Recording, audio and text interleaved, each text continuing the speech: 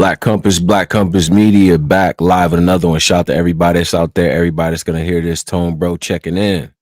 Pose. Yeah, we back, man. Black Compass, man. I'm a little under the through this shit, man. Say you a little under the weather. Yeah, what your mic went out. What you say? Yeah, a little under the weather, but we'll power through this shit, man. Polo. Yeah, niggas be under the weather when they be wrong in known predictions, you know? Nah, nah, niggas hold on. Oh, we just share this out. Man. Shout out to all of y'all. Make sure y'all share the stream and things like that, man. The people that's listening on Twitter, of course, man, make sure you subscribe to the YouTube as well, and vice versa. Follow us at Black Compass BCM on Twitter. You know, let the comments fly, man. Let the comments fly on all things. On all things, man. Oh, God damn. All right, so because you know, look, we see what the flyer is, right? And I'm gonna be honest here. When I saw the flyer, I said, oh, that's just fire. Then I thought to myself, wait a minute. A month ago, this would have been the dumbest flyer that anyone has ever seen, right? Like this right here is emblematic of a time that we live in. This is one of the most unserious eras I've ever been a part of in 38 years of life, right? Now, you gotta understand, I'm 38, so I was around with like Hammer, Vanilla Ice, right? Those were my earliest memories. Onyx, them. Then I got to high school. Y'all started doing Laffy Taffies and Soldier Boys and dances and all that. And I'm not going to diss it because I was young enough to acceptably do some of these moves, right? You know what I'm saying? I was acceptably doing some of these things, right? But this right here, 2025 in June, right now, this is the most unserious time of my lifetime, bro. Because all it takes is one video to go viral, and for a week, y'all are in an uproar. Y'all ending friendships. Y'all calling each other bitch ass niggas. Like, it's just, and y'all saying some of the dumbest things I've ever heard. And when it comes to, and it's like, it goes against all the things that we were taught, all the things that we know to be true, right? Like it doesn't matter. It's just an unserious post-truth like era. And it's just crazy, and it makes the people that's not that way look crazy. I feel crazy right now. I do. So Jim Jones and Nas, ladies. Well, wait. Do you want to get into that, or you want to get into no? Will we get into first? Can we just start with that? Because it's kind of the main. You know what I mean? As the crowd gets in here and stuff, because I'm just saying, bro. Like, how do we? I seen a video with a kid. He had to be like 22. Like, what does he know? You know, what does he know? Wait, you know so who the kids on the what side? Whose side the kids on? They on Jim Jones' side? Kid, well, the kid that did the blog, he does the blog with one of the it looked like he was there with one of the OGs or something like that. And he basically says, well, I got Jim Jones over Nas. Now, immediately when I heard it, I laughed, but then I said, you know what? He's 22. You know what I'm saying? He doesn't even remember when Nas was the man for real. Like, he don't really get it. You know what I'm saying? So whatever. But then the post goes crazy, and now we're here. We're actual real hip-hop pundits, respected people have started to talk about it to the point where now Jim Jones is doing this rollout, and it's just cringe, bruh. It's just so I can't believe. Is it really cringe though? It is. Yes, absolutely it is. What if he really feel? Because you remember, they've been beefing for a very long time, since the Smack the Koofy days. I don't know if y'all remember that. We called the Hot 97. It's like, I just smacked Nas Koofy off. That was like years ago. Exactly. So they've been beefing for a minute. It's just Nas don't publicly never respond. But I don't think it's nothing wrong for, like, Hope had to go through this. How come niggas, when it's Jay-Z, it's a debate? Like, a country nigga or anybody could just come out and say, that nigga better than Hove. Look at Hove's discography. And niggas will really break that shit down. But if somebody say, I'm better than Nas, it's like, oh nah, you can't say that. Hell nah. Like, nah, man. Nas got to get the same critiques Hov and everybody else get. Nigga feel he better than him. It's nothing wrong. I don't think it's nothing wrong with niggas. Listen, I haven't heard. Look, I've heard people do the comparisons with Jay-Z, but it's like, first of all, I've never seen it get this much traction, right? Well, maybe we can recall a time where there was an artist that people compared to Hov and it was getting traction. Like this has crazy traction. And the mismatch, right? Because it's not even a regional thing because they both from New York, but it's like the mismatch here is just not even, you know what I'm saying? Like the objective measurements that we can look at stuff by. And the worst part about this is that I'm a fan of Jim Jones's catalog. I'm one of the people that routinely defends like, nah, Jim's projects are actually dope. And I still feel that way. But now it's like, what are we doing? Right? Like I can't, I just don't, I don't think I think you get to a point where you're like, you know what, man? And just knowing that it started from a kid that's like in his early 20s, bro, come on, man. We're just chasing ambulances at this point, man. Why are we, you know, like a person like me, why am I even entertaining it? Like I tried to do, like I keep trying to do it in my head and like process why somebody would say that. It just doesn't make any sense. How you feel about this, Poe? Yeah, Pose, please help us out, bro. I know Poe's really. Oh, he said, "Hold on." Okay. Okay. I think he muted. What you think, Polo? What you think this is a worthwhile conversation? I mean, well, Nas never ever responds to Jim Jones, so I already know like Nas is probably never going to respond. But I mean, Jim Jones been in over the last course of the last few years. Jim Jones been coming at Pusha T. Like he's been coming at some of the lyricists. So I think he's just in a point where he wants the respect from the people and he's just going about it the wrong way. You know, the crazy part is that I feel like the people that really listen to like El Capo and Wasted Talent is a dope project. Like I still got that in rotation. That project is so fire. On my way to church, Diary of a Summer, like just a lot of stuff that I'm like, okay, Jim got some good music. You know what I'm saying?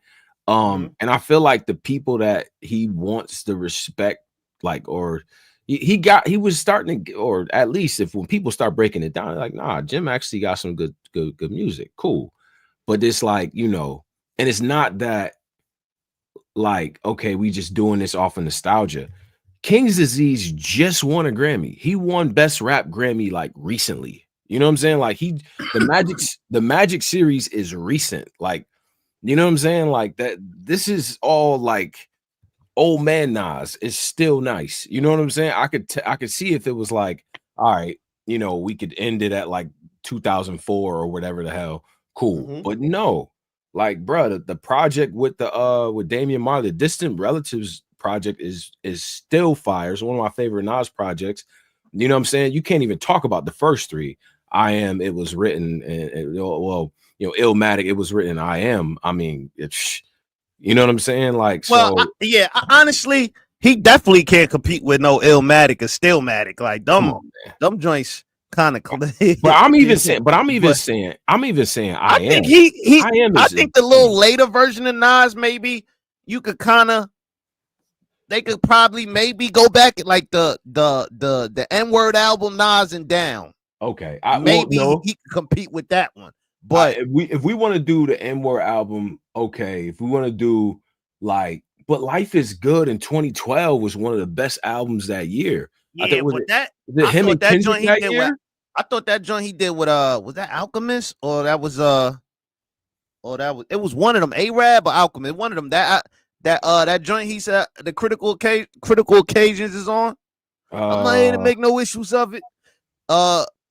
Like Pops in the gut. Wait, what he say? He said, I got bad habits. Like go to the jeweler shop, this freezer. Nah, he has some shit on that album. I ain't gonna lie.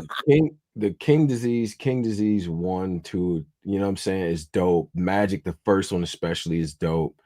And then it's just like, you know, and then he comes out with Katie. Like this last trilogy, the last two trilogies have been dope overall.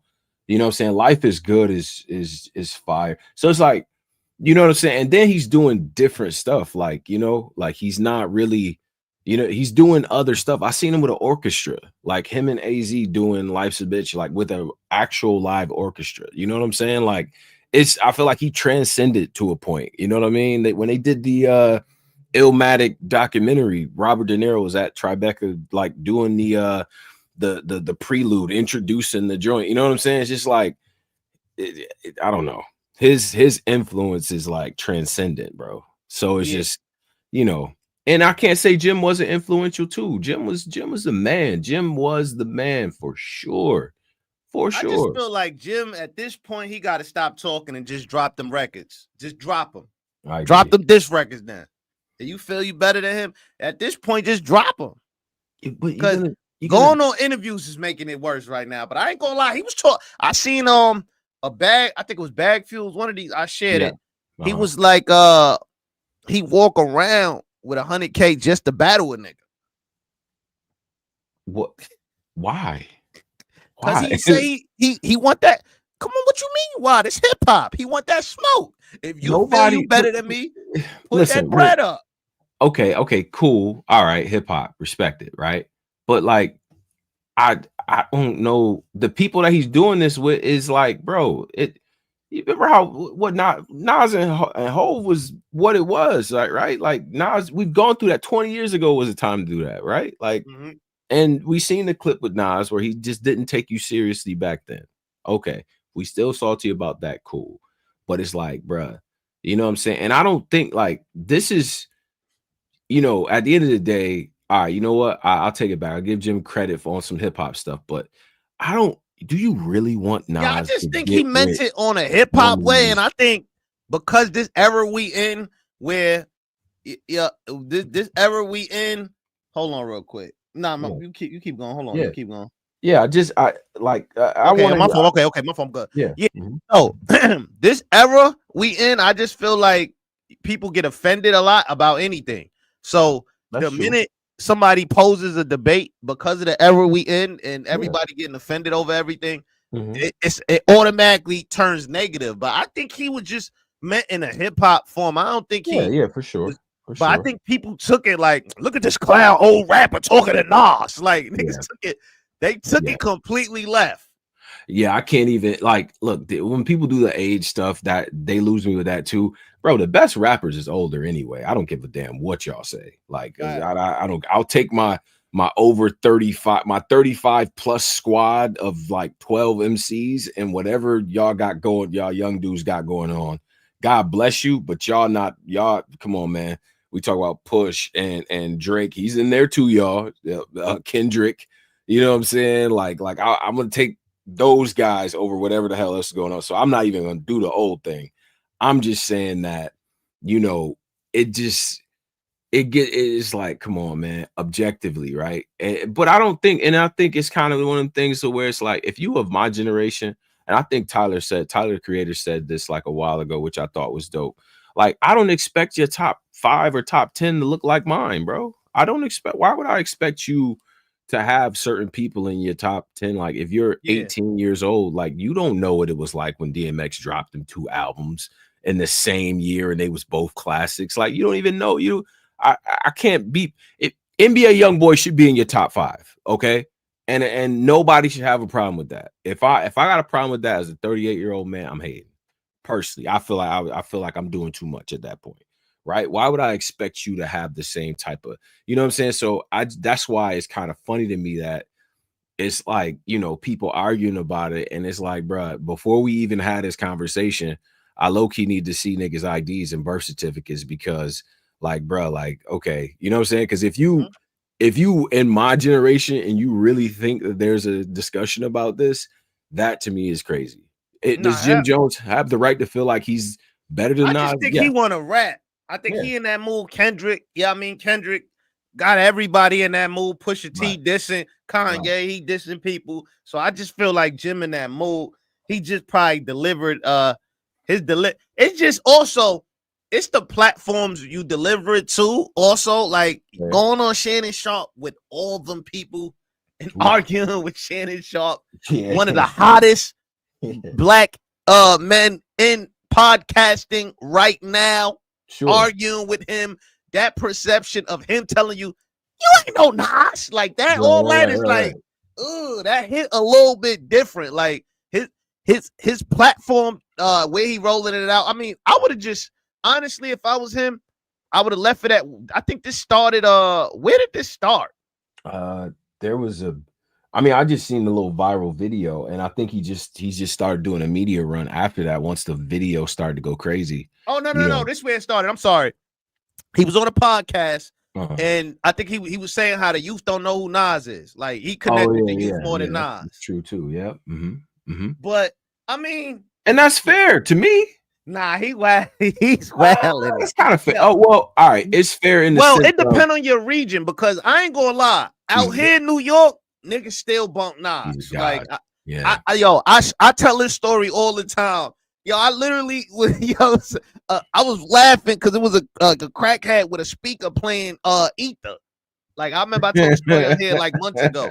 I'll never forget that. I'm like, yo, they was on the corner rapping like it just came out. Like it just dropped. Like, right? Nas got that dumb kind of records, like where you play that and you ain't heard it in a long time, and that joint get the bumping, you like, oh, man.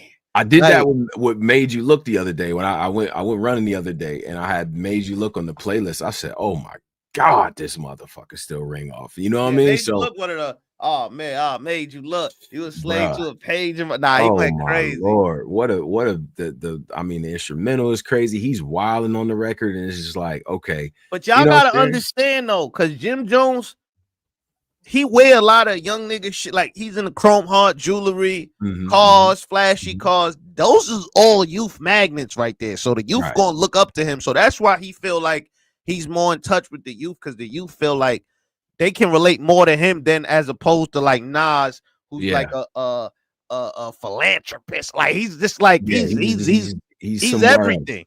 Like, you know what I'm saying? He's a computer tech investor.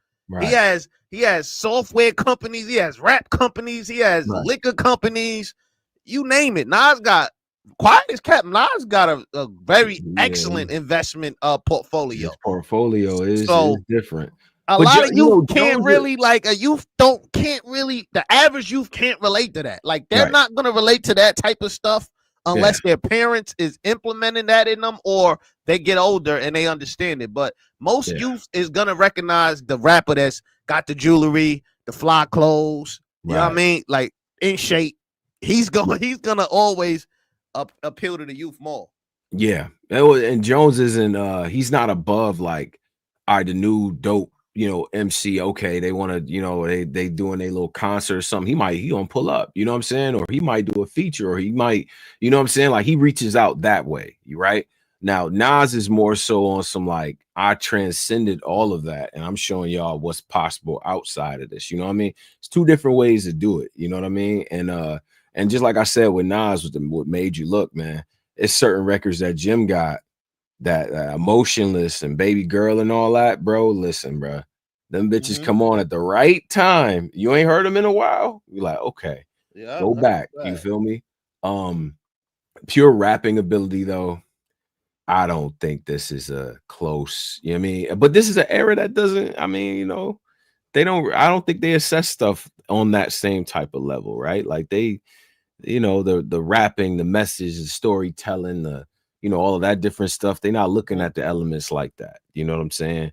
But bar for bar, lyric for lyric, rhyme for rhyme, come on, man. It's just, I don't think it's the same type of thing. It's funny though, Polo, the only person from, I feel like, an older era to keep it real with Jim was Shannon Sharp. Everybody else was kind of letting it rock because it's good content. Shannon was letting him rock at first, but Jim was up there like fake stunting on her. Like, he was like, yo, shit. He was up there talking to them like they was some lame retired football players that live in like the country somewhere, that just still, like, that's how he was talking to them.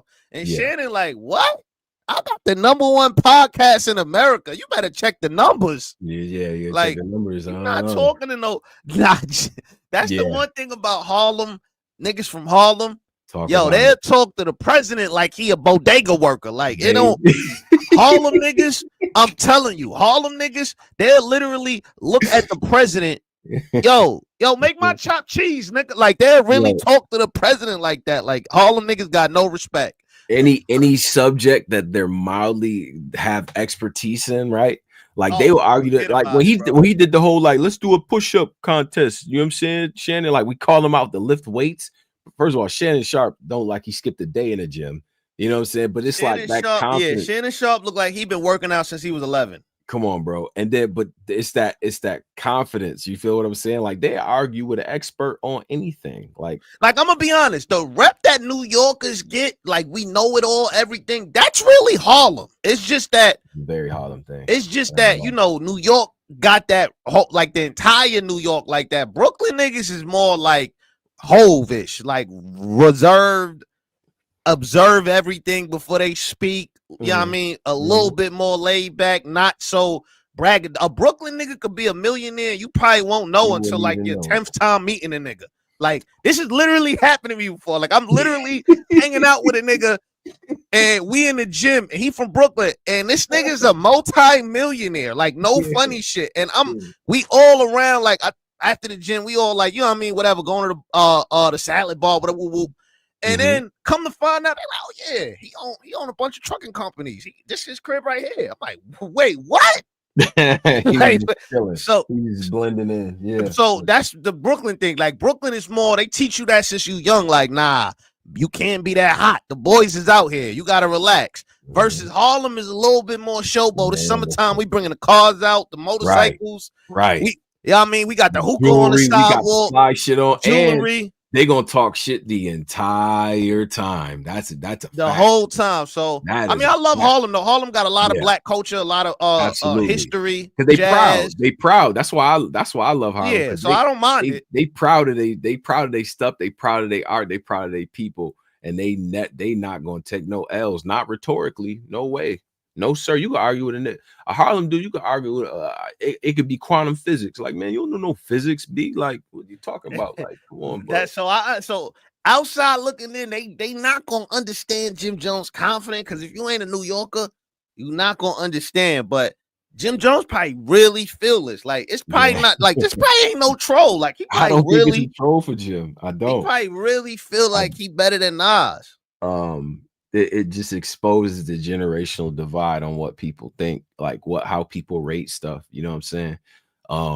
It's just interesting to me. I'm enjoying this, and I'm enjoying the clips rollout. Nah, but I ain't gonna lie though. Jesus. Some of the shit Jim Jones said about Nas is a little accurate though. Like, I got a funny ass Nas story for the Patreon. Oh, you got a Patreon? Oh God, get the Patreon, y'all. So you can hear Nas. And Posey will be joining us. Posey say he a little under the weather, so he'll tap right back in. Coming through. He's gonna take some Benadryl or something. He'll be right back. But it's funny, man, because you know, as much as I enjoy, you know, the conversation, the discourse and all that, what I've learned, especially with social media, I just encourage people, once it gets too crazy, just get up out of there for a little bit. I don't care if you got to take an hour, take a day. Me, I take a couple days sometimes, and I'm just like, let me just let the timeline refresh, because next week we're on to the next thing. It's going to be, listen, you never know what could happen. This Diddy case is wrapping up. Right. So that's probably going to be the topic all next week, probably. Yeah, something else. It's always going to be something else. So if you don't like the current episode of social media, just log off for a little bit and let it happen and then come back. You know what I mean? Like, you know, because I just hate people. I hate seeing people get bent out of shape about these things. Me, I'm a troll about situations. Like, social media is just not a place for genuine anger about pretty much anything, because nothing is serious anymore. You know what I mean? So just to loop back to that point. All right. Oh yeah, what else? What other topics before we get to the man? Oh, the NBA draft. What did you think? Oh yeah, NBA draft. First off, a lot of teams had me scratching my head. Yeah, I ain't first off, the Suns, I don't know what the Suns is doing in Phoenix. They might want to investigate them. What you mean? Dumb niggas is just unloading dumb. Like, they unloading shit. Like, why did they take Mark Williams for a draft pick 10 years from now? Like, let's say the Suns is absolutely ass 10 years from now, right? Like, because I know this personally because the Nets literally did the same stupid like that they did. Yeah. Let's say 10 years from now, that pick that, but the Suns is absolutely ass. Devin Booker leaves Phoenix. Right. He's in LA somewhere or somewhere close. All the star players is gone. They have absolutely nowhere. They're a dying franchise. Guess what? That pick they gave up 10 years. Let's say another LeBron is born somewhere right now. Like a baby LeBron is being made right now or something. Right? That pick, you know what I mean? You don't know what's gonna happen 10 years from now is crazy. Yeah, like 10 years from now is crazy. I just feel like that for Mark Williams, like what? But here's the thing though, man, is that I think a lot of teams are looking around, right? Because the league is shifted in sort of way to like you have to build a team now, right? The last couple of championships, right? Last 6 or 7, maybe minus the Lakers championship or whatever the case might have been. I think the last bunch of championships have been built around having a team, right? So you look at like OKC, for instance, that was built through that Paul George. Both of those teams, the Indiana and OKC, were built around trading Paul George for mad picks and and new talent, right? So they actually built teams. So I think teams are in that mindset. So the teams that's trying to get out of the big three mindset, they've been set back drastically. What are the Celtics doing? The Celtics said, okay, the Celtics make sense to me because they're saying Tatum is basically gone for the next season, right? So now we're gonna have to recycle anyway. So let's just make the choices now, see what happens, right? We're gonna have to see what happens with next year and stuff. Obviously, you're probably not gonna make it too far into whatever. So they preparing for like 2 years from now. Wait, hold on. So they already accepted that next season is oh yeah. Hold on. Let me just celebrate this as a Knicks. So this is now the second time we've broken up the Celtics too, by the way. Yes, this is true. Actually, we smacked them 10 years ago, and that's what made them start trading everybody. Yep. And then now we smacked them boys up again, and they completely emptied the roster. Damn, bro. Think about that. First of all, that's hilarious. And as a person that lives adjacent to Knicks fans, that is fire. I ain't gonna hold you. But I'm not gonna lie, that almost felt as good as a championship. Like breaking up the Celtics, a team that just won a championship a year ago, is depleting a roster. Yeah. Oh, come on. Son. And think about like how many like the teams that were dynasties and all that, you know what I'm saying, got 3, 4, you know what I'm saying, type of championships. They were doing that all across the league, right? Like you have a nice window with a dope team. Name y'all in the chat right now. Name a good team that just lost to the Lakers or the Spurs, or you know what I'm saying, you was nice in the West. Listen, I'm a Blazers fan. Like we was so nice. We was not fucking with the Lakers or the Spurs, bro. You know what I'm saying? So it's like you miss your window, bro. That's how that should be. You miss that window, and it's nasty, bro, because it takes a while to get there. Then you finally at like Sacramento. Remember the Chris Webber, Stojakovic, Bibby team? Fire. They saying they had to get under that luxury. I forgot about that luxury tax. Oh yeah, luxury tax. That luxury tax is crazy. Ain't that joint like 20 mil for per person you over, some crazy thing like that? It's crazy. And even with like the Suns, I heard they about to give Devin Booker 2-year extension, 150, 75 million for a year of basketball is for Devin Booker. Work. Yeah, that's what I'm saying. This is why my next child, I gotta find me a woman that's like 5'11", 6'1", and I just gotta throw nonstop babies in her. Like I'm really mapping this out because these kids is making some crazy bread. And I'm already athletic, so I know that's gonna pass down in my genes. So these kids is 75 million for Devin Booker is diabolical, bruh. What? 2 years? They saying he probably gonna get 2 years, 150. You know what I'm saying? What did he do? He just do. I don't. But see, here's the thing: is that a lot of because I guess like Shea is up for an extension as well. but they like, yo, some of these teams are built that like that team is built so good. Even if he takes a small haircut, you know what I'm saying? Then they could be able to pay for some of the other pieces that they got in place, right? Like somebody like what Ohtani did was just so genius for that reason. But now baseball is different because you could do a contract like shit, pay me $250 over the next 30 years. You see what I'm saying? And just pull a Bobby Bonilla, like y'all paying me well into retirement. Like you can really delay your shit. But like in the NBA, I guess the window, it don't really work like that, right? So it's like, okay, you know what I'm saying? Am I really, if my team is that good, I'll just take a little bit of a cut and then I could keep some of the pieces that make, you know what I mean? Devin Booker must sell a lot of jerseys or something. Because he must bring in a lot of revenue from them. That got to be the, because unless they, because he don't, what the else do he do, man? Bro. Devin Booker is like really good. He's like a really good season player. Well, he ain't had a real chance to really like what you know what I mean. Nah, he had some chances. That Chris Paul team was crazy. Yeah, I don't know how they ain't win with that team. They had a little squad. I don't know how they ain't win. They went to the shits, didn't they? They had Ayton and they had yeah, but then Ayton and Booker got turned ass.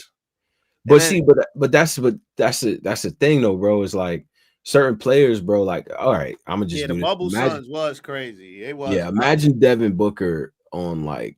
I mean, I'm gonna just do it to the Knicks, bro. Imagine him in New York. Imagine him in one of these big markets. Like you would just then it'd be on full display. Like, yo, he is one of them. I ain't gonna hold you, but you know what I'm saying. I feel like this draft was a lot of Derek Whites. Like it was a lot of. I feel like that's the wing archetype is man. What a lot everybody wants, right? Yeah, so. Man. He's biracial, man. These biracial kids taking over the draft, man. Yo, I realized I was at the gym and I was at the gym and like I guess the kids was like in the gym area and you know the parents was coming to pick them up from after school, whatever. Sure. It was a lot of mixed families. I'm like, damn. Man, no shit. But I realized, yo, them white women dumb tall. So, you throw something in a white woman, you got a 7 out of 10 chance of getting a tall ass kid. So that's why they be doing something is crazy. Like, bro, the way you saying throw something in her is crazy. Like, what you mean? Like the way you shoot just it up, like shoot up just throw something in her, like she don't got 9 months. Consensual in her, consensual. Right. You know what I mean? You're right though, because like some of these people you see them in the draft and they mom is like 5'11", you know what I'm saying, probably like 6 something with heels on. And it's like, okay, I see, you know what I mean? I see what the vision was with this situation. It was 2 kids in the draft named Kobe. I thought that was interesting too. I ain't gonna cap. Kobe is a fire name though. That's like, I'm like, okay, all right, now I'm officially old. Y'all, it's grown ass kids getting drafted with the name Kobe. I think that's fire. I ain't gonna fry. I ain't mad at the name Kobe. I always like the name Kobe. Like Kobe's a fire name. It's also not speaking much on, you know what I mean, my mulattoes and stuff. I know y'all might get offended. They are. But it was a lot of did you see the picture where it was like 7 of the brothers and they was like all champions in their division? Yeah, I seen it. Yeah. That was crazy. That was crazy. Can you imagine what dinner in that household is like? Competitive, probably annoying. What? Yo, dinner with a bunch of former really good athletes and you're not one of them is just annoying. No, but bro. all of them is one of them. No, that's I get it. But I'm saying if I was there having dinner with them, can you imagine being a brother that's ass at everything? Oh man. Oh man. You're gonna need some therapy growing up, bro. Painter. Like, could you imagine being a brother where everybody in the family is like the top at A1 and everything they do, and you just a brother that's ass at everything? Like, I would be so mad. Everybody go around the table, talk about what I just got drafted to the Nets. Yeah, I'm my team won a championship, so I think I'm gonna get this NIL. Tone, what you doing? I think I'm gonna just do some paying. Just wait for this internship to hit me back. Yeah, I just I submitted this letter. Hopefully I get my recommendations in. Like, I'm just a regular guy. Like, like I bring nothing to this table. But you know, all right. So the other thing is, last thing I wanted to ask you too on the draft note, right? Like I said, man, it's a lot of wing players and stuff like that. People you watch it for, and I got to start with Cooper Flag. How potent is this Mavericks team with Flag on it, man? What's up? Well, man? that's the thing. Kyrie don't come back till probably next season, so. Because I see a lot of posters with Kyrie, but then Kyrie tears ACL. Yeah. So he's out probably till next year sometime around this time, probably. Right. Anthony Davis. So I gotta see it. Like I'm not really too sold on these Blake Griffin archetypes, man. I ain't really. I gotta kind of see for myself. Like I gotta really see him play, see how he react, see if he like Tyler Hero, if he gonna be more aggressive. Like you see after Amin Thompson karate chopped and flung Tyler Hero, he went back to acting white. That nigga threw the black out of him. Like y'all remember that? Yo, go back and watch that clip. Amin Thompson. I ain't gonna lie, Tyler Hero was giving this nigga 50. He was busting his ass. Whooping his ass. He was busting his ass. That was nasty. But yo, he look, he said what? And threw him. Yo, he flew like that nigga did a cartoon tumble. All his aura tumbled, like all his aura left when he did that. So he stopped getting shape ups, like his barber is not. Shape up. He started going on that racist kid stream. What's that little Indian kid? He started going on this little Indian kid. I said, "Oh yeah, he done shook all the black out this nigga." He got slammed and turned MAGA. That's crazy. Nah, I'm telling you, all it take, no funny shit. Growing up, the white kid that acted kind of hood, all it took was that one slapping, and that hood came right out. And the whites came, it's real. So Tyler Hero went right after that smacking. He turned into like he started getting like these buzz cuts and beat him wearing back like to his roots. Like he's just all right. I'm white. The biker Randy Savage sunglasses. Like he smacked. He smacked the black out of him.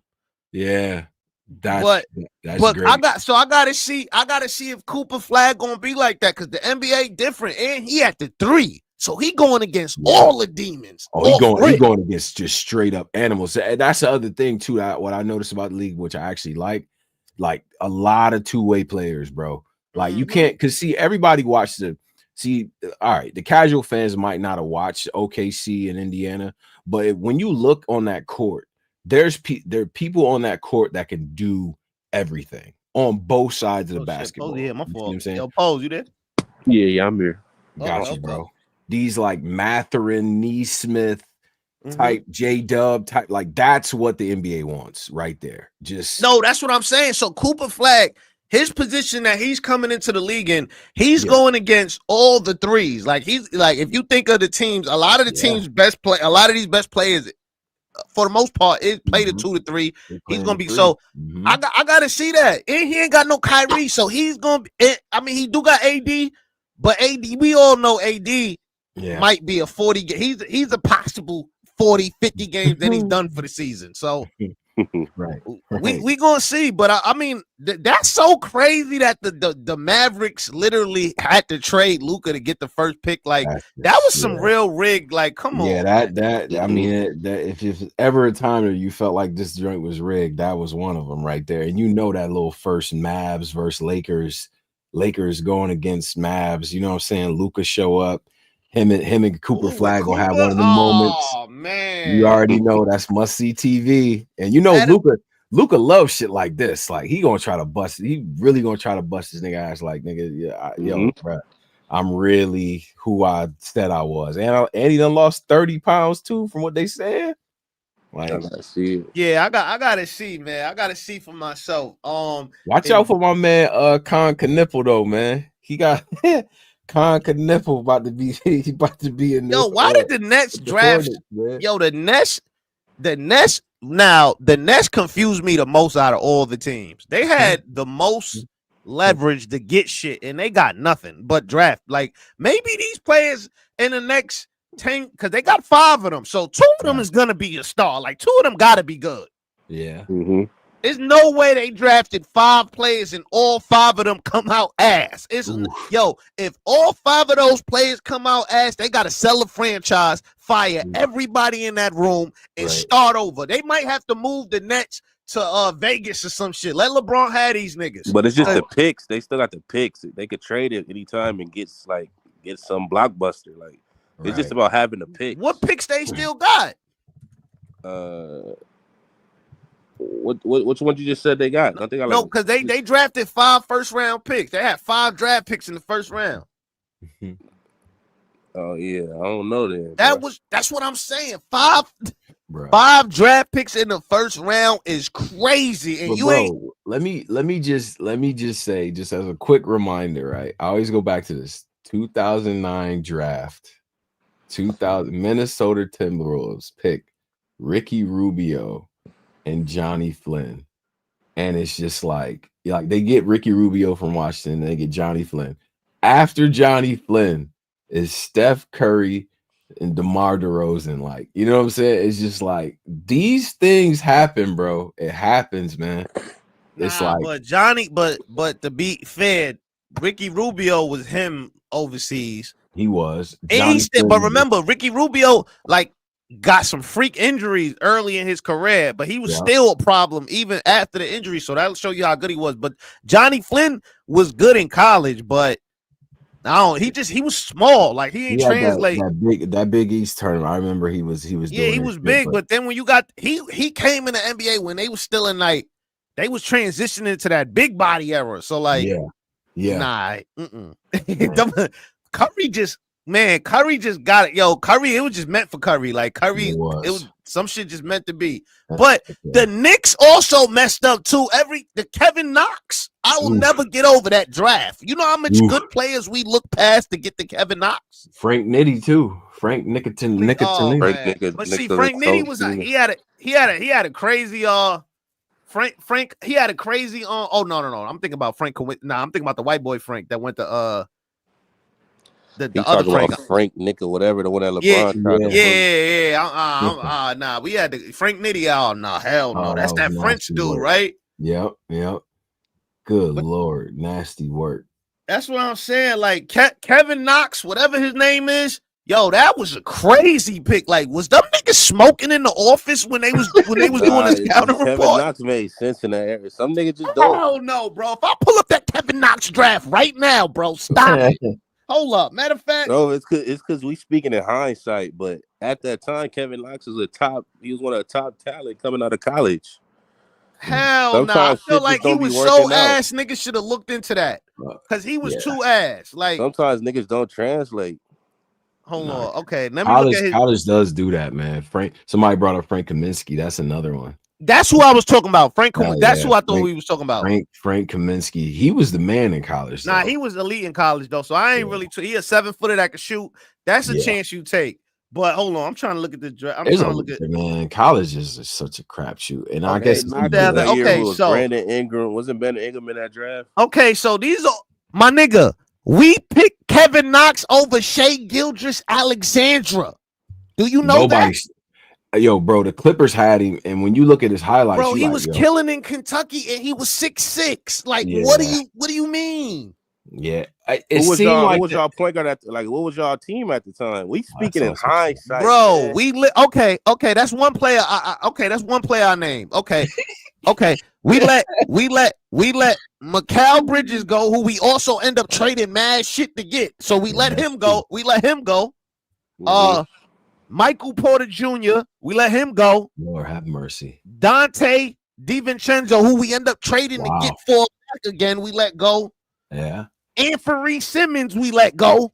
Yeah. Moritz Wagner. He was scared to draft MPJ because he had a back injury. Yeah, he had a bad back injury. Okay, what about Wagner? Still bad too. His back's still bad. What about Moritz Wagner? The nigga even though he tore his ACL, he was killing in Orlando. Him and his brother. Mm-hmm. And hold up. Guess who was in round 2? Just take a guess. Jalen Brunson. In round 2, Jalen Brunson was in round 2. The nigga this bro, lets you. That's all. It's all.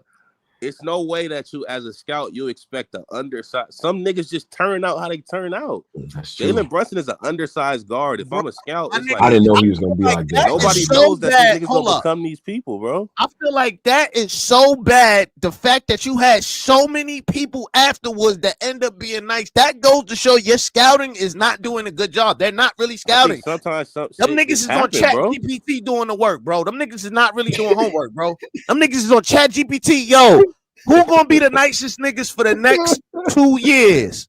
I bet. Yo, and they handing that in because it's no way in hell all these players. It's no way. I'm sorry. That's bad. Yeah. Some of these guys come from places that you like, what? Really? You know what I'm saying? It's happening more and more now. It's probably gonna happen a lot more because of the NIL deal. The star of our franchise that we're literally that we modeling our team around was in the same draft. Like we could have had this nigga for free. Crazy word. Niggas didn't know what he was gonna turn into. They know. Oh, I'm glad Poe's here too. I see your boy Austin Reeves turn that option down. Yeah, he trying to see what he can get for agency. I don't blame him, man. Okay, get your money, man. I mean, they trying to get rid of him. They trying to get rid of him. They trying to get Yeah, he a good asset to trade. I seen y'all was trying to get Joker, and I ain't gonna lie, now I thought that was fake until I seen, and we gonna get the battle rap and all that. Yeah, I thought that was fake until I seen the GM of the Nuggets in a press conference say this unprovoked. The nigga literally goes, "Yeah, you know, we might rebuild. We thinking about that too." Like, wait, what? Oh Lord. So they saying because he said that. This why you can't hold up. Nah, he said something like that. Not what the quote. That is not what the quote was. Of course, I'm paraphrasing. I'm not going. Of course, I'm paraphrasing, but I'm not. Might rebuild. That was. What he say that? Okay, so what he say that? What's exactly what he say that? About like trading a player like Jokic is not off the table if we wanted to go there. That's how much that we trying to win. So that. Wow. So that's not rebuilding, trading away your star player, like a GM saying, "Yo, my star player is up for trades." That's even not a player rebuilding. like Jokic is not off the table. He was saying basically, nigga, that's rebuilding, bro. Like who else can you trade for Joker that's gonna help you win that Joker can't do? Nah, if you trade Joker, that means you blowing up the team. Yeah, you blowing it up. You're not rebuilding nothing. You trying to blow up the team. Yeah, but that's a rebuild. You're rebuilding your fan trades. When you blow up something, what happens after? You got to rebuild it. So you essentially rebuild it. Yeah. How do you trade somebody like Joker though? Like, what do you get for that? Bro, the NBA now, it ain't nobody off the table. A nigga can get traded any day. Nah, for real, that's scary. But like Joker, trading Joker, I feel like somebody got to get fired for even thinking that. Like the fact that was even a thought, that nigga got to get fired. He's dangerous. How do you trade Joker? That don't even make sense. Man. They could be looking at the landscape. If you look at Chet and Hardenstein and what's the other big Jalen Williams jumping around like that, it's like, oh nah, we gotta niggas might be looking at the landscape of the NBA, man. Yeah. I think if y'all would have kept AD and never traded Luka, and y'all would have kept AD going, because remember, AD in the playoffs was dogging them games he played. Yeah, if y'all would have kept him, the closer we get to the dance, he get hurt. Nigga pulled his shoulder out, like he always get hurt.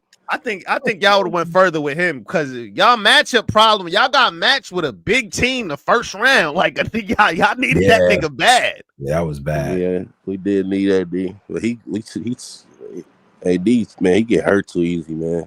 Yeah. Okay, real quick before we get to the battle rap news, the Thunder won, man. How y'all feeling about the Thunder winning? Pose, go ahead. How you feel about the Thunder? When Holly got hurt, I didn't want to. It made me not want to watch the game. But salute to the Thunder though, they deserve it, man. Them niggas been hooping the whole year. Yeah, had a great year. Halliburton getting hurt definitely took out a lot of you know what I'm saying? Like it's like not like this, you know. So but no, they definitely deserve it. Good team, good dudes too. Like they just look, man, we all knew these type of dudes, right? Like just really good at basketball, good kid, you know what I'm saying? Like not really into too much and nothing. Like you seen their celebration. they still had bottles of champagne unopened. Like they chilling. They just want to go home, smoke a little bit of weed. SGA was high too. I seen them. That nigga was gone. Good Morning America. He was out of there. You know what I'm saying? They tired as hell. They just want to play Call of Duty. You know what I mean? Hang out a little bit, and you know, and they kids, man. They kids. It's one of them things where like they gonna look back and be like, yeah, that first one was dope, but we just was chilling. You know what I'm saying? It's a good team though. I feel like team basketball is kind of the thing. You know what I'm saying? They got 8, 9 guys that they could put out there and do their shit. So I'm happy for them, bro. You know what I'm saying? I'm happy for what they represent on the court. You feel me? Like they don't got all the other intangibles that make the game a certain way or whatever, but I think they need to I think they need to just do the 1 through 16.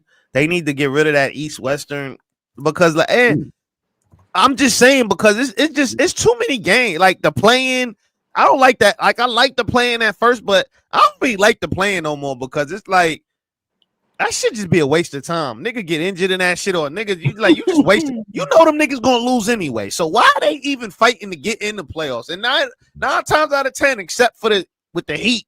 But with the exception of them, everybody else just been a waste of time. So it's like get rid of that shit. Or like they need to do something. Adam Silver, he was good at first, but now he's starting to just get ass. Like that. Yeah. First off, the court, how was the court designs for like some of the other stuff? Like it seemed like they went harder for like the All-Star game than they did for like the finals and the playoffs and shit. Like, oh, what's that stupid shit they do in the middle of the year with the that look like the Europe joint? Mid-season tournament. Man, get rid of that. That joint terrible. Ugh. Like turn them courts is hideous. Them courts look like a 2K Pro Am court. Like them joints is terrible. Like get rid of that. Now bunch of colorways we ain't ever seen. Let's get to the thing. Almost an hour in. Salute to everybody pulling up. Nome 15. Nome 15. Now I'm gonna give the in the building perspective and things of that nature, and we're gonna go over these battles, right? And go over all this. This is Nome 15. 15 gnomes, y'all. 15. You know what I'm saying? Now this was at the Gramercy Theater. You know what I'm saying? I did pull up, and what you gotta understand, and what a lot of y'all, I know y'all understand, it's hot as a motherfucker. Like it's cooled down today, but that weekend, bruh, this is one of the hottest weekends for sure that I've been around in a minute. Like I mean oppressive, like you know what I'm saying? And then I always fail to realize that New York City is really an island until the summer, and you got to face that heat. I'm like, oh God. So, you know, immediately I'm like, okay, I got to drive to the city. I'm coming from Jersey. Everybody's outside. Cool. Pull up to the venue and all that. Right now, I personally, I didn't get to the actual Gramercy Theater until after YUNUS versus Chess. So I'm not watching it because I drive safe, but I'm listening to the battle the entire way, right? You know what I'm saying? But just even before we do all that, now the stream, because I didn't really catch all the commentary and all. Did they open the stream with the commentary and stuff like that? So I ain't gonna lie, I didn't see that part. I was on the road around that time, so I didn't really see the opening. I just seen when the battle started. Yeah, that's when I started watching when they was just about to start battling. Okay. Watch battle live. What do we think? Glass, we good? We good? Watch battle live. It was like the old school shit. I wasn't mad at that. Yeah, it was good. I ain't gonna lie. It was glass for me. It was a little glitching here and there, but for the most part, it was real glass. I ain't gonna lie. That was straight. Yeah. It was good. I didn't really see nobody really complain about the quality or anything like that. You heard everything. Camera angles was good. Yeah. In the chat, how was the stream for everybody? Yeah, the stream was all right. And as we talk about this, I need y'all to understand, like the Gramercy Theater is a real actual theater. I'll give the in the building. I'm gonna do it a little bit differently because I want to get to the YUNUS and chess battle to set it off. But just to describe the ambiance, right? You got your stage, you got your little pit area. Now, like I said, it was hot. The AC was on in there, but you know how it is, man. Niggas coming through from the heat. Everybody got their fontos out. everybody is you know what I mean, smoking whatever. It wasn't a some events you get to mingle, you know what I mean, go from one side to the other and talk to people here and there or whatever. It wasn't that type of party, not for me personally, because the Gramercy was so packed in the little pit area. And then when you look up, there's seats, like real theater seats. Now, as a veteran of battle rap events, I said, oh yeah, this is it. Today, nah, I know I'm a mosh pit dude. I know I'm that type of in the crowd guy, but today I'm sitting in these seats. You see what I'm saying? And as I'm walking up there, I see all the guy France and Henny Man and Dree, you know, see all the homies and all that. He's like, hey, what's up? It felt like high school. I don't know why. It felt like high school, you know, auditorium era. You know what I'm saying? So I grab my beer, I go up there, I look down, and it's packed. It's just straight up, it's packed right there. You know what I mean? And you got your stage, Don DeMarco, all that different stuff, right? So yeah, it was legit in there as far as like it being packed, because I don't know how. Sometimes I don't be knowing how sound translates to the stream. You know what I'm saying? Like if stuff that got big cheers or whatever seemed like it was getting real responses or whatever, because sometimes that might dampen the sound from the audience because of the people that's rapping on stage. So but yeah, I can say without a doubt, everybody was hyped, everybody was ready to watch battles, bro. Straight up. Good crowd in there, you know what I'm saying? A lot of people making their little side bets and all that good stuff too. So it was good. It was good in that regard, man, but it was just a little hot because, you know, niggas is coming from outside. Whatever, cool. So now okay, let's get to the first battle. Well, it definitely was going to be hot because a lot of people don't realize it was a heat wave that literally just stopped yesterday. From I believe Saturday till Wednesday, it was temperatures of 100 to 107 degrees. Yeah. From heat advisory. Saturday till Wednesday.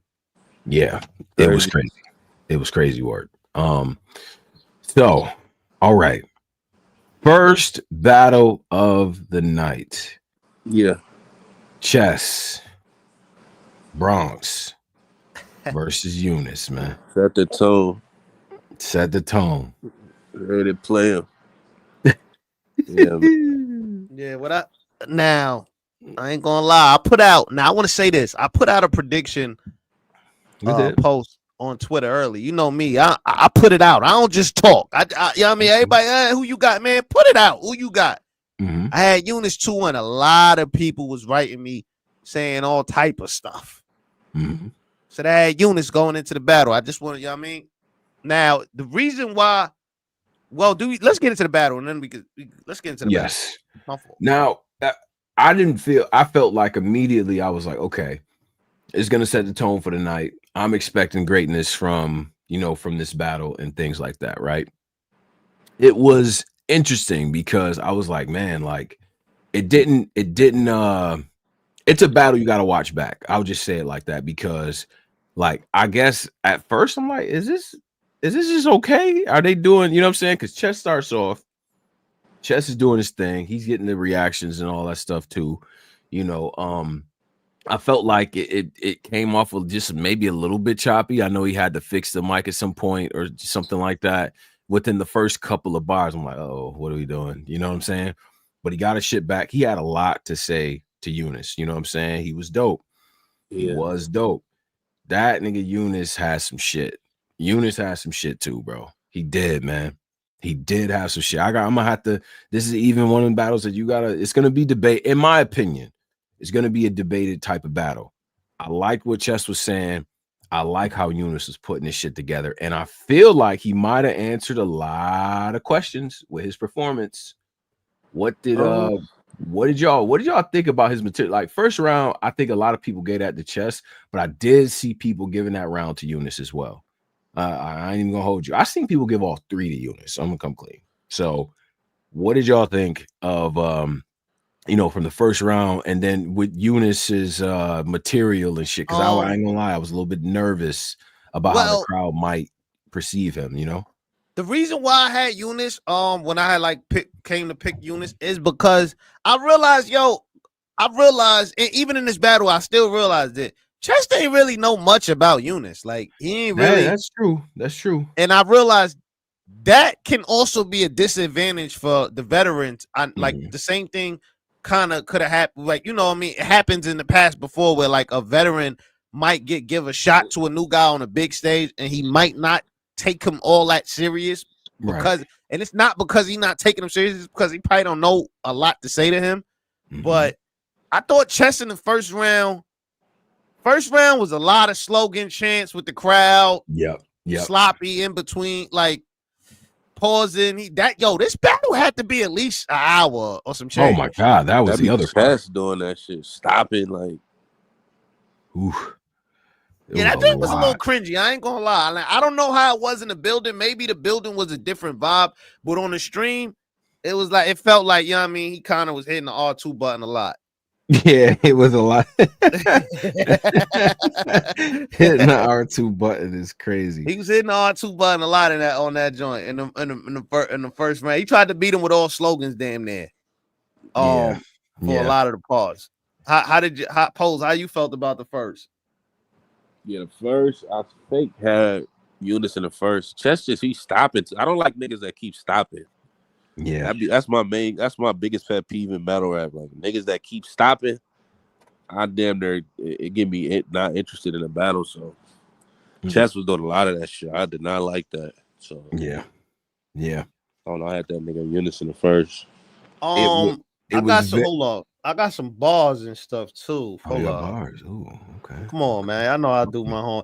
I ain't gonna lie. I was supposed to go live with this joint, but yo, that heat wave was so crazy. I couldn't even do the live.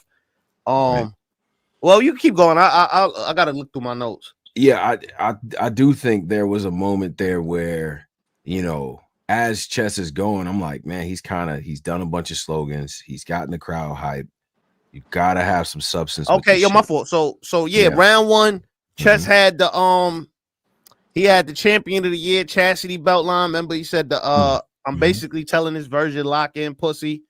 That was hard. That joint was fire. He had a lot of alien type bars. Turn African, start eating from the palm of my hand. He had them joints. Yeah, that was the build up to that was fire. Like, because he's talking about his crowd control and like it's just like, I'm an African, I'm gonna have this crowd eating from the palm of my hand. It's fire. That was fire. Yeah. And, what else he said in the first that I thought that I highlighted? I like in YUNUS first round, YUNUS with the cake container, that joint with the make it your casket gonna be a cake container loud and clear. Yeah, loud and clear. Yeah. The Ghostface line, the Ghostface joint. I thought that was fire. He had some Ben 10, some like I was about to say cartoon joints. I knew he was gonna the Ben 10 shit. I ain't gonna lie, the smack watch Ben 10 shit was fire to me, because like that's what he does when he transforms. He smacks the watch it's fire. That was fire to me. Also, I like the I talked to Smack, you talked to Dre Jennings, and he said the body after the body. Let me know when you stop shape shifting. That was hard. Yeah. That was dope. That was dope. Yeah, he has some good flips on what Chess does.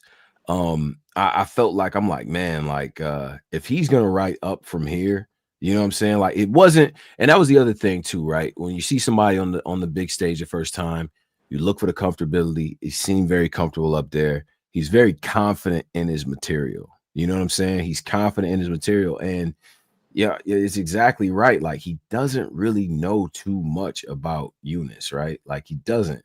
And I think it's because it's more of a testament, in my opinion, because of how YUNUS started off in the spaces and doing kind of the audio battles and stuff like that and working his way from there. So we didn't get the cringy smoky room crowd situations that, you know what I'm saying, can kind of lead to angles that kind of build on themselves or whatever. So it's kind of like he's starting fresh for real. You know what I'm saying? The moment y'all seen him, he already was, you know, battling some of Chess's peers. I thought the level of aggression Chess had when he opened his round versus Rex. Yeah. I think that's how he kind of should have approached YUNUS. Instead, he kind of, his approach to YUNUS was like, nah, I'm here. I'm the legend, nigga. Like, they here for me. You just here. Like, that was kind of his approach. throughout, even when he was the face off when he was talking to Eunice and they got into, he was like, look, I'm gonna glitch on you, like I'm gonna teach you what he was in that bag. I thought he could have been a little bit more, he should have been a lot more aggressive with Eunice, like the chest, like how he was with EAZY, like EAZY was on damn near forehead to forehead rapping, like he got a kind of like with Eunice. That's how you get a Eunice out, because Eunice got that hunger. A lot of these top tiers, these niggas already got the cribs, the jewelry, the cars, the family. They got all the benefits already from battle rap already. Whereas opposed to, and you heard it in Eunice rounds, he rapping about him being broke. We gonna keep getting to more rounds. Oh, that was dope. That was that. All of that was dope. I was broke. I had no bread, and then Imagine Smack comes out and says no bread in battle rap, and I'm in between jobs at the time. Like I thought that was dope. It's like he's actually telling us his real story. Now we getting the real Eunice story. Like I was, you know what I'm saying? Like I was in between jobs. They trying to tell me I should go to college and I'm doing this instead. You know what I mean? Like I thought that all of that shit was relatable. It was dope. Just telling his story about being 16 and having to do this shit against DNA, and I'm here now. Like, you know what I'm saying? It's not, you know what I mean? The pressure isn't there because I've already been where you're at 10 years ago and I'm only 26. That was fire too. Like there's a lot of good substance in this joint. You know what I'm saying? Man, but just the rapping part of it. Eunice, what I noticed about him too, his defense is actually very good, man. So like that, when you were saying the whole forehead to forehead, you know what I'm saying? Him and EAZY, like him and Chess and EAZY had that energy because that's how, you know, that's how Philly guys battle, and Chess likes to get aggressive and stuff. It's hard to do that with somebody who's just staring into space, like look like they in detention the whole time. You know what I'm saying? Like Eunice is really just like, all right. But then you got to make him, you got to jump in that space. Whatever space he's standing in, you got to jump in that and get his attention. Because I felt like Chess should have showed he could. I just felt like the hunger level, you could clearly see a different hunger level. Like Chess, you could kind of see with Chess, even though I ain't gonna lie, Chess wasn't like, I don't think he got smoked, to be honest with you. Like if I'm being real, I don't think it was nowhere near smoke. I just think it could have been a gentleman's or maybe a 2-1 for sure. But what round would y'all have gave Chess? Now low-key like Chess second, low-key. Yeah, I was gonna say that. You were saying shit in a second, but I like this. I like this second. I like this first two. You know what I'm saying? I felt like you know, the first 2 rounds for him was dope. You know what I mean? They could be talked about. I feel like Eunice had the edge in just the pure rapping, right? And that was the other part about the crowd too. Is like we was talking about this before with the New York crowd. They're gonna listen to you. They want to hear. They appreciate dope shit. They appreciated the witty shit that both of them were saying. You know what I'm saying? The stuff that was getting reaction was like, it was actually real intricate stuff. Like people was really catching it. You know what I mean? So it's like, okay, you know, this is a real, you know, kind of a chess match, right? Like there were points in there. There was a point in there where I was saying to myself, 3rd round, I'm like, oh nah, Eunice is kind of kicking his ass right now. To me personally, I was like, ooh, like, you know what I'm saying? And when Chess did the whole yo, I battled this person, I battled that person, and FONZ, and you know, this person and that person. Like I was like, I don't know. I like that wasn't enough for me, right? Like he didn't go nowhere with it. Like he just was like, yeah, nigga, I battled him and him, right? And him, and this person and Polo, and then it's just like, and the crowd was like, you know, it was performative, so the crowd was messing with it. But I'm thinking to myself, if I'm at home right now, I'm like, nigga, this young boy on your heels right now. We need some bars, sir. Like this ain't gonna do it. You know what I mean? So and Eunice ends his rounds really well too. You know what I'm saying? That's the other thing, bro. So yeah, he ends his rounds. He knows when to end. He don't really even though I'm not gonna lie, he rap and he out rap Chess too. Yeah, his time on that was a little, but I mean it was because Chess was pausing a lot throughout his rounds. Like he got the Loaded Lux Grace treatment. Right. The other thing Eunice was doing, I felt like, and part of this, I think, that was to get comfortable and make sure he could get into the pocket. He would repeat the setup a bunch of times, right? Like before he says it, like, you know, before he gets to the shit, just to get the crowd's attention. You know what I mean? And then go into his shit. I just felt like that was dope. That was a good way to, you know what I mean, kind of fight the fact that you got people cheering and shit like that, and you trying to get to your content. You know what I mean? Man, he did a great job. He did a great job. And I think the people that were you know, doubting if he was going to be able to be up there and make competitive or last or whatever the case might be. And I mind you, I'm one of those people that had chess winning the battle because of the presence and things like that, man. Just wasn't Eunice's poise, I feel like, kind of stood out in this one to me. You know what I'm saying? Like it seemed like he was very, very well prepared for the type of energy that chess was going to bring, and he just trusted his content, man. He trusted his content, bro. So I was impressed, man.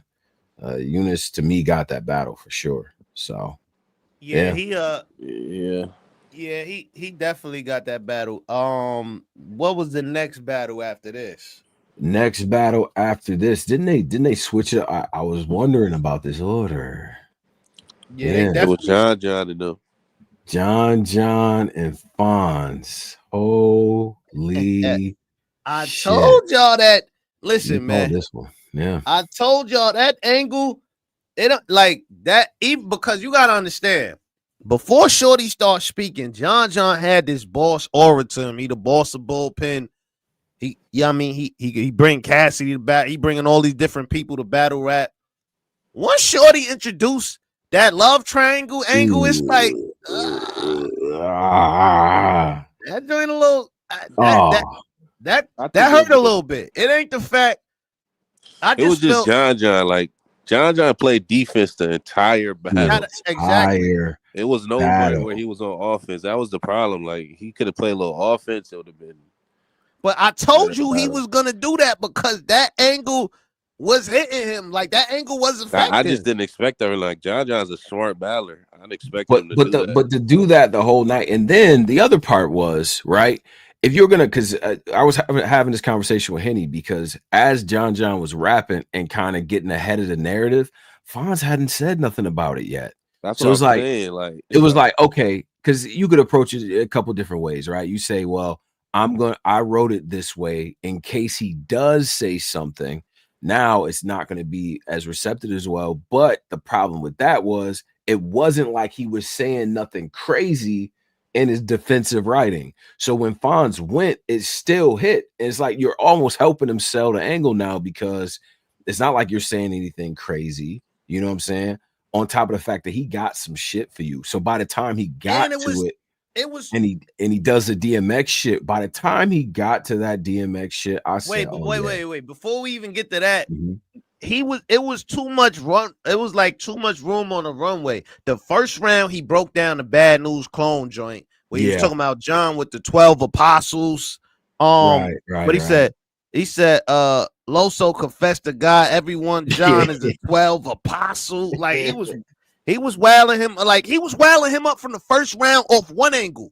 The Bad News and clone, that whole bullpen, that whole joint, that was one angle. Boom, knocked him out with that. And didn't John confused me at one point because I couldn't tell if he was dissing Bad News and clone or like saying, well, so what if they told like, but the bank account said this and all that? All right, did he say I didn't understand that one. I'm like, I don't like this. I don't like that you're saying this. This is not effective, sir. Like, because there's people in the crowd like, what is he saying? You know what I'm saying? And he didn't seem, and this is the first time, well, one of the first times that I've seen John just look like he wasn't delivering his shit like he liked it. Like he didn't deliver his rhymes like he thought it was dope. You see what I'm saying? Yeah. Like he wasn't selling that shit at all to me. Yeah, because he thought.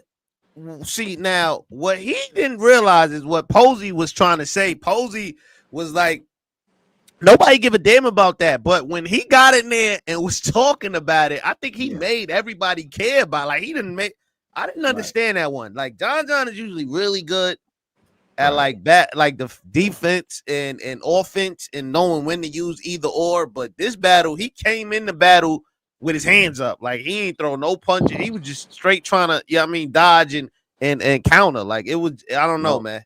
there was a moment that happened at the venue, because you know I'm amongst the people and we all talking shit while we're watching the battle and people are making little comments and stuff. And John is kind of talking about the shit before, you know, FONZ did, right?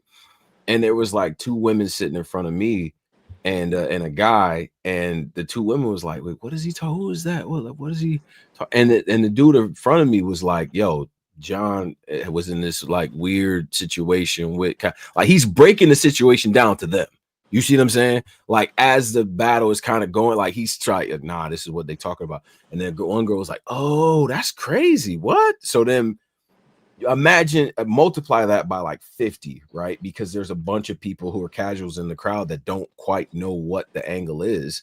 So then by the time when FONZ gets to talking about it, they've already been, you know what I mean? The crowd is already warmed up to, like, you know what I'm saying? It's just like, and then FONZ saying the whole, like, we're not the mad. Kid from Atlanta, but talk like, why the kid from Atlanta, but talk like he from Detroit? Yo, I ain't gonna lie. Oh, that was bad. Nasty. That third was bad. Nasty. That third was bad. Yeah, that was tough work, bro. That was tough. And then the whole, like, we not mad that you, what he said? He said, like, he's like, we, like, nigga, we want you to take care of the kid. Like, we don't care about the. He said, we ain't mad. He said, we ain't mad because you ain't taking care of your kid. He said, wait, Mr. Multiple Choice couldn't take the test. We mad at you because you ain't taking your kids, because Calico and your baby mom. Yeah. He said something like that. Like, Calico, yeah. We ain't mad at you. We mad at you. We mad you ain't taking care of your kids because Calico. Yeah, bro. It's just like, yo, and then you know, John helped set that up with the "Why do you care" joint, which could have went over. Oh yeah, why did you care? Oh my god, that was bad. Why do you care? And it was like people wanted to participate with it. He's like, all right, you know, John, he gonna set it up like, all right, so every time I lift my hand, I need y'all to say, why do you care? There's a little test. Why do you care? So the whole crowd defense angle too. It's like an all defense. And we sitting there like, all right, if you're gonna make us do this call and response, you better be saying something crazy. You know what I'm saying? He like, well, shit, is you trying, like, unless you trying to fuck her, like, so why do you care? Like, okay, I see where he's going with it, but it just wasn't crazy. You know what I'm saying? To a point. And then, like I said, bro, when FONZ got to the DMX part, bro, I said, oh my God. People, first of all, the city loves X. Everyone loves X. But man, when he got to that, he's building this shit up. And then he get to the you whack, you twist it, and he didn't even have to say nothing else. The whole crowd knew where he was going. I said, oh yeah. Yeah, there it is, FONZ. I love my baby mama. I never the whole crowd, bro. Even the nigga at the bar, bro. Because at this point, I'm at the bar getting a drink, and he like, bro, that was crazy. He don't even know what's going on, but he like, damn, he killing them. Like, I'm like, oh, I told you, Posey. You tried to say FONZ. I told you, FONZ is FONZ is like a trick build. Like, you might, like, his build might say, I like use 2K reference a lot. His build might say like a two-way or rim. Like, let's say his build might say a slashing creator, right? But he might have cat breakers and other attributes on his build where he really something else.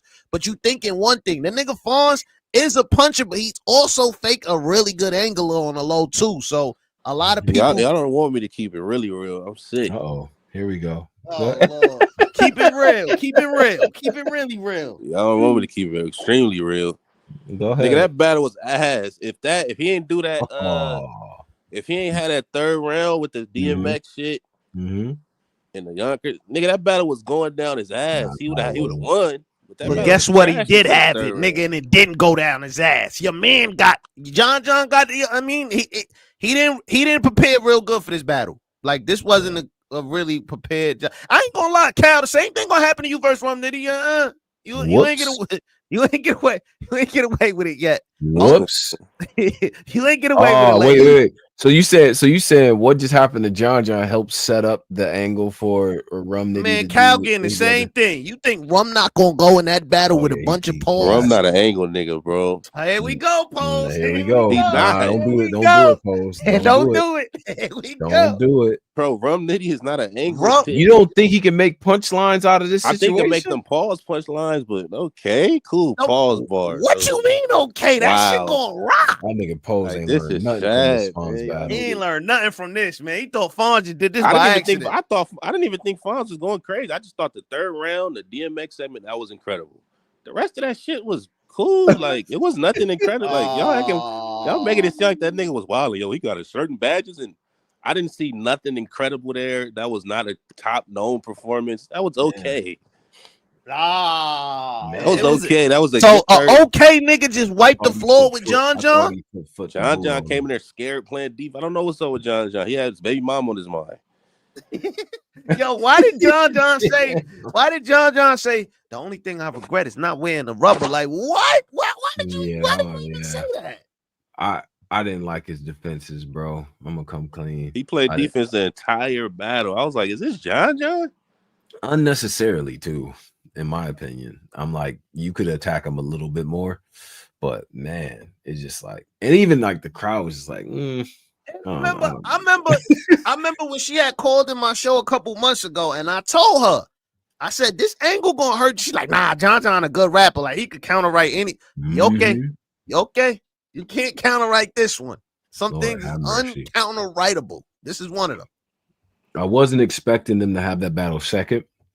The weird thing about that though is like after a battle like YUNUS versus Chess, and you got the momentum high, man, they did like I could, when you're in the building, you can feel the momentum go a certain way. I'm like, man, the crowd was kind of like after the battle's over, the crowd was like, all right. The third round brought that battle back. Like it did. FONZ was talking to him in the third, but he said FONZ said the graveyard don't do multiple choice. They just fill in the blanks. That was what's he talking about? He was the real A-Dog, $5. Appreciate you, bro. That shit was fire. And that shook that building too. I ain't gonna hold you. Shout out to FONZ, man. But salute to that brother, man. Look at Pose. John, I don't know, man. Do y'all think he could come back from this battle? John? Yeah. Keep it real. Be real. I think John, he kind of over this shit. It seemed like. Yeah, he did. He did kind of seem giving me that vibe, like the post game interview and shit. He not locked into this shit. Yeah, but it's a little it's that, and I also feel like he knows that, like, because this is the first battle after that whole situation, so your next couple at least is going to be about this. So until somebody uses the angle and falls flat, or he comes up with a good counter defense, which I think the defense here is offense, but because we don't want to hear, like, it's a room full of guys mostly. We don't want to hear you explain yourself about this situation. Even the women in there were kind of like, nah, like, you know what I'm saying? Like, yeah, like, man, you ain't supposed to be up there explaining yourself. You don't gotta explain shit, bro. Do you know how many people? And I ain't gonna front, because it was crazy, because like perceptions could change shit, right? And I even in Discord, they was like, man, he dissed his baby mama. I said, niggas diss their baby mom every day. Like it's somebody right now dissing their baby mom. Trust me. I ain't gonna lie, this is a movie type situation where like, or this like rarely happens, you know what I mean? Like once in the blue, you're two homie, you know what I mean? But I don't know, man. It's just I don't know, man. Yeah, like Posey said, I think John is done, man. I think the Cassidy shit probably mentally checked him out, and then with Shorty wilding online, I think that them two things probably checked him out. I don't know if he's done. I think he just battle rapping. I mean, I think he wants to fast forward this angle, right? Like he's just like, all right, it's fresh. You know what I'm saying? I'm probably gonna have to hear it for another battle or two, but it's John. He's been doing this shit for a while. So I get the fatigue in that, but he'll find the energy to, because he ain't out of here with that one. You know what I'm saying? There's no fucking way.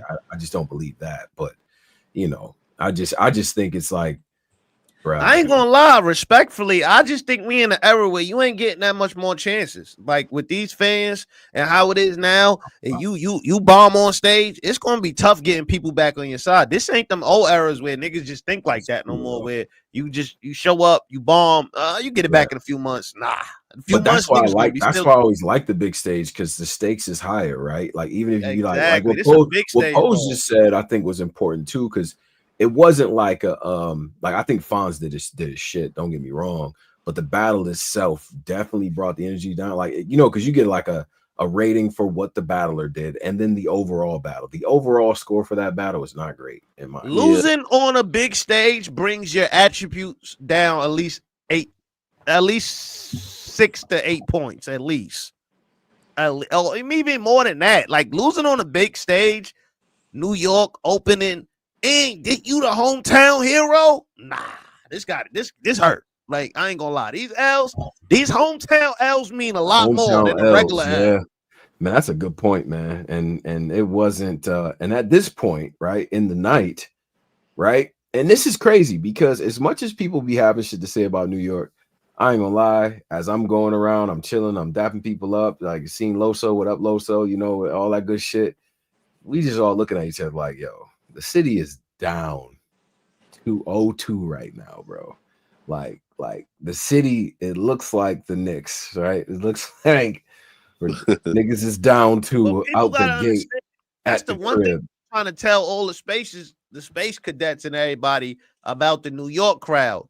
The New York crowd ain't no such thing as like, yo, you from New York, we gotta stick together. It ain't biased. It's never gonna be that, like ever in the history, unless of course you like a Hall of Famer like Hov, or you know what I mean, or that's different. But nigga, or Lux, or any of them, like you might get a little break if you Lux, Mook, or any of the dumb god tier battle rappers. But for mostly everybody else, and even with Mook, because he had to fight in certain battles with Twerk, with GEECHI, with absolutely, VERB, with the New York crowd. So even with him, he got to fight. So it's like it ain't really no bias in New York. They just care about who's spitting fire. They care who's hot. That's it. They biasness is who's doper.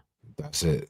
Like so that's the one thing I don't think people understand about New York. Like as living here, when you live here, you'll understand that more. It's like you live right up the block from you. Since you go to high school and all that, like yo, bro. If you going against somebody that they like, they don't care where you from, nigga. They listen, like, and even if the shit, if they don't even know him, like, I'm gonna keep it real, homeboy, whooping your ass right now. Like, so it is what it is. So the whole building is like, damn, New York. These niggas down 0-2, like straight up, right? People just straight saying that to me. So it's like, okay, cool. So now what was the next situation? What did we get next? Wait, what was the next battle? Did we get Rum versus Jada Nightwing next? Was that next? Yeah, I think that was next. I think that was next. Yeah. Now this battle, I ain't gonna lie, man. I did still have Rum, but I'm not mad. To me, this battle wasn't really a good battle.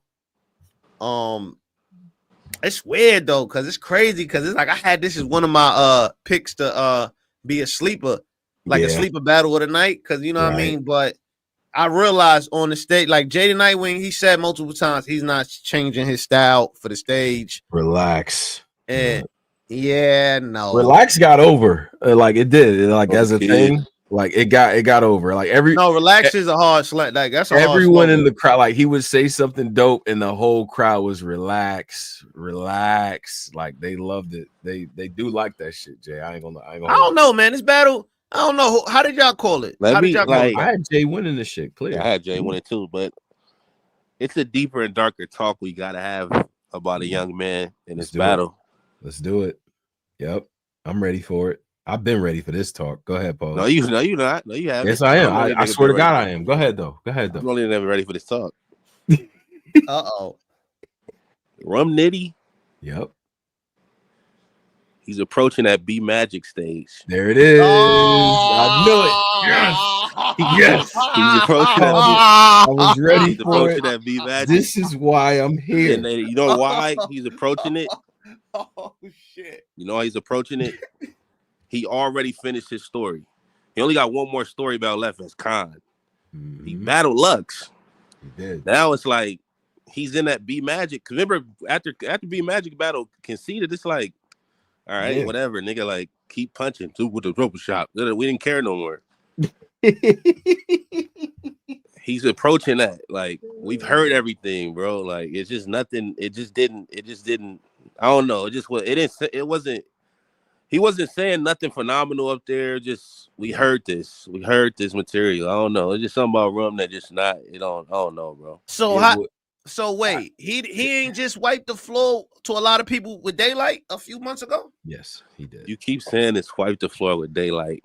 No, I'm saying because I see a lot of people say that. No. I see a lot of people say he killed Daylight. There's people that got beating Lux too, by the way. We ain't gonna do that. Yeah, that's one of his best. That's one of his. I love that Lux battle, but yeah, the Daylight battle. Okay, whatever. Yeah, he beat Daylight. So that's what I'm saying. He can't be Magic. Ain't have a body in his like a clear body over like a super top tier, and then like his fall off was like pretty consistent. Like you know what I mean? Like I don't.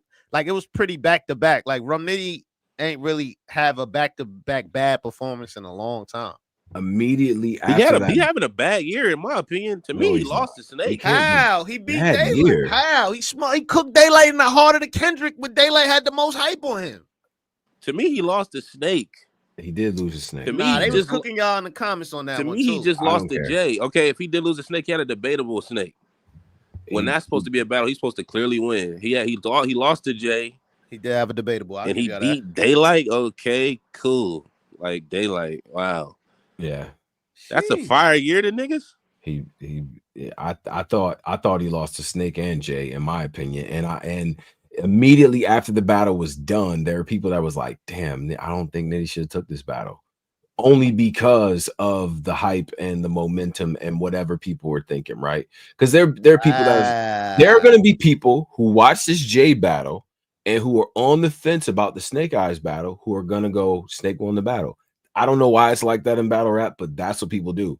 Like, and he lost to Snake too. That is true. That was immediately what happened. It's like, damn, Nitty lost to Jay the Nightwing and Snake I don't think this was a bad. Like, I think y'all kind of overkilling him a little bit. Like I'm not killing him. I'm saying like I don't think Jay the Nightwing was that crazy to the point where it looked like Rum is B Magic. Like that's crazy. But he's saying it in the sense of, I thought he's saying it in the sense of like material. You got to your apex already, right? That's what I'm saying. I'm not saying nothing, but his apex is finished. It's like apex was loaded Lux and then the Daylight battle, right? These are you know what I'm saying? Mm-hmm.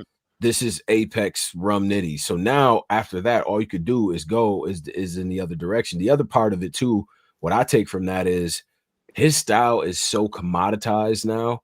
And there's so many people who try to do the same shit as him. That's what it really is. They're not him, right? But there's so many people who are, you know, and there's so many battles and events and shit. But there's a lot of people that run with that same archetype, right? And it's like either you have to add other wrinkles to what you do, right? Which I think Nitty is who he is at this point. Or you got to take the matchups that, you know, is still a part of the regular storyline. You feel what I'm saying?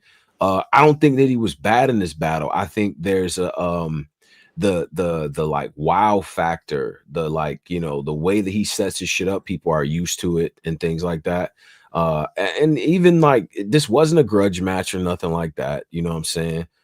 They obviously rock with each other, and Jay, to me, I think the story of it too is like Jay's style is it is polarizing because there are people that were in the audience like, okay, all right, we gonna wait for it. You know what I'm saying? All right, boom.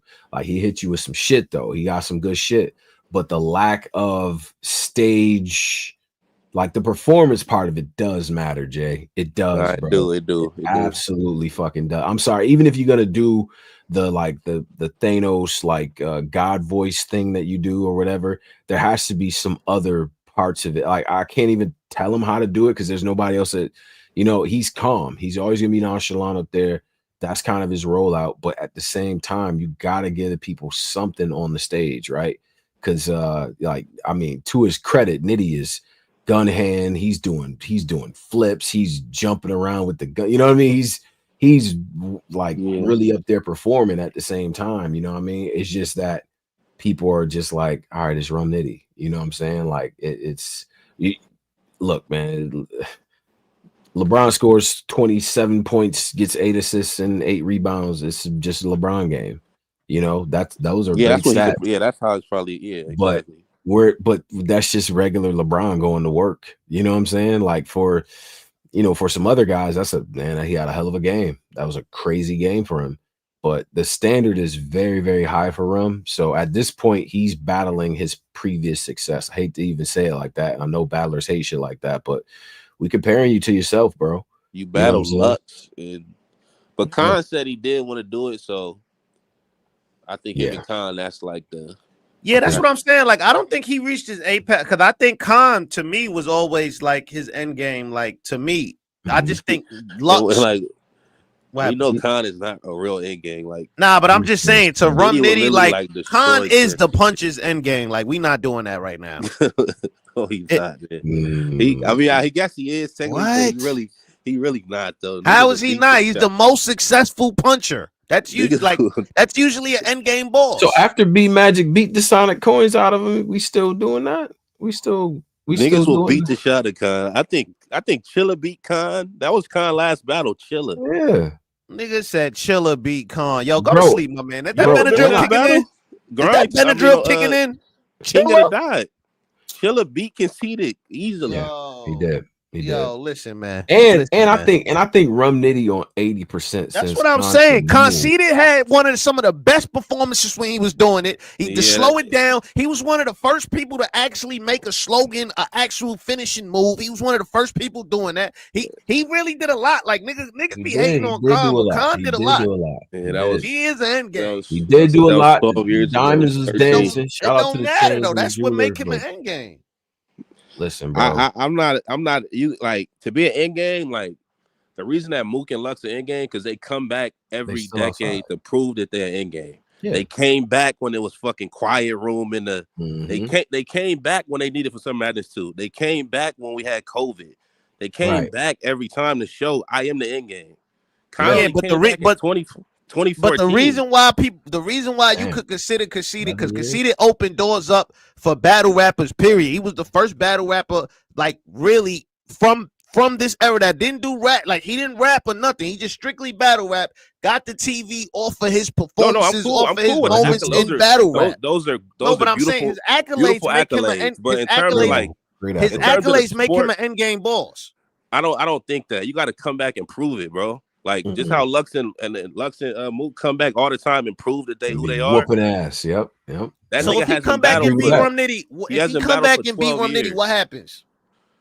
That's great. Like if he come back and beat Rum Nitty, that would be the biggest shock. Why would that be a shocker? I got Khan. That would be a super shocker. It's like nigga, you ain't what? Yo, I got Khan 2-1. If him and Rum Nitty battle, I got Khan. Y'all forgot Conceited. He hasn't battled. By that time, it'll be 12 years. 12 years since your last battle. You come back and beat one of the best last battle was chilling, and that battle was terrible. They gonna have a punch off. That would be crazy. If they get that chicken up, Khan gonna come back, and I think Khan could. Listen, Khan got all the attributes. When Khan was really doing it, him and Surf got one of the best battles of all time. That's one of my favorite battles. He was going toe to toe with Surf. That was 2011. Yeah, he was going toe to toe with Surf. So Khan don't even know how none of this shit feel. This is shit. Lux and Mook I'm know pretty how sure every Khan is at every event. He's tuned in. Lux and Mook know how every single way of this culture feel. They know how it feel to be nobody in the room, big crowd, no crowd, barely niggas there, a small room. Crowd. You can't say that about that nigga. He ain't battled in 12 years. Opens up for stadiums all the time. You don't think he's fully welcome into crowd? Like what do you mean? Like two or three different eras of battle. Like that's like that nigga missed 3 eras of battle. Yeah, like he sat out like for like multiple eras of battle rap, right? You know, you got to come back and show face and fight a little bit. Through a between the legs dunk is not a 50 no more. Like, I'm sorry. So who you got, right? Okay, so y'all got Rum if Khan come back, but y'all just call Rum B Magic. I think Rum could beat Khan easily. I don't think Khan is good no more. I don't think he like. Sheesh. I don't think Khan one of them niggas like that. That's why niggas gotta always pop in sometimes to show. Exactly. have Show to. niggas. You should have been 12 popped in. years, Nigga, man. it's 2020. We probably ain't gonna get that battle till 2027. Nah, That niggas is gotta gonna get be- their chicken up. Honestly, Mhm. bro, it's disrespectful to say that Khan would win that battle after sitting out That's for super 12 disrespectful. fucking How is that years. disrespectful? You ain't I battled think since it'll be 2013. Like, it's when was it? Conceited we talking about, man. This one of the greats we talking about, man. We You not have doing not that. battled since 2014. This one of the greats we talking about right now. All right. Well, And Lux and Mook always are popping up doing shit. outside, taking dangerous matchups. That's why the con shit you can. Man, I just seen Jay beat Rum with the sleepy flow, man. What you think Khan could do? Hey man, Jay's on the court, legs fresh. Like, listen, man. All right, man. I'm just saying this bucket at this and all that. All right, bro. Man, he ain't doing no more buckets. He Nigga, understand that that's niggas right, want to bro. break words down and stretch it out. No, 'cause I niggas got like all you these be like, niggas- well, Khan, the nigga that invented the bucket at the this and that. Like, you're Assignment for the gonna like show. that. Watch Chilla Jones versus Conceited. This was his last battle, y'all. The boy is trash. Lord, Nah. I don't know what Polo. And look who he battling. Like, he battling respectfully a sleepy nigga, like a nigga that's going slow pace you to win. That's not Chilla. you're not gonna get an exciting Khan. And that's not this new Chilla. That was the old Chilla. This nigga that just said, I agree with Polo. Don't sleep on Khan. Nico Yeah, Smooth talk to is this nigga. he's a vampire. He just Yeah, woke up. he's He went to not. sleep in Talk to 2014. him. Yeah, There's no way he think niggas sleeping on he's Khan. not. Like, Y'all sleeping on Khan, bro. He must Bro. be a vampire that just He's woke a up. vampire. Bro, Jay just got right with Rum with the slow pace flow. What you think Khan about to do? Bro, Khan is trash, y'all. And I used to like, Oh nah, hell nah. Khan trash. bro, Khan. In terms of how the game is played today, Conceited is Fast. actually trash. I don't Right. think so. When I bucket at his legs and hat, bucket it. niggas is not gonna like that type of shit, man. Why you think he gonna still? But my thing is, why do y'all think he's gonna come back rapping like it's 2011? Because I just seen Conceited. He was on one of these freestyle niggas, Hot Night. One of these niggas. He just did a freestyle rapping like J.R. Ryder from 04, rapping the same exact way he been rapping. He didn't. Where is that? I gotta watch. Where is that, man? We gotta watch Nah, this. He was I on know Bootleg what you're Kev doing a freestyle Yeah, like Bootleg 3 months Kev. ago, Yeah. rapping like J.R. Ryder in a dip set when he was 17. Yo, he's 17, y'all. Remember that? That's how Crazy Kyle part. was rapping. Crazy part. J.R. Ryder doesn't even rap like that anymore. He don't so- rap like that no more. Yeah, That's why they like- and this is an excellent point right here. He said, "Hold up, Jones sat out for 10 years, came back and beat a on fire Charlie Clips. Talk.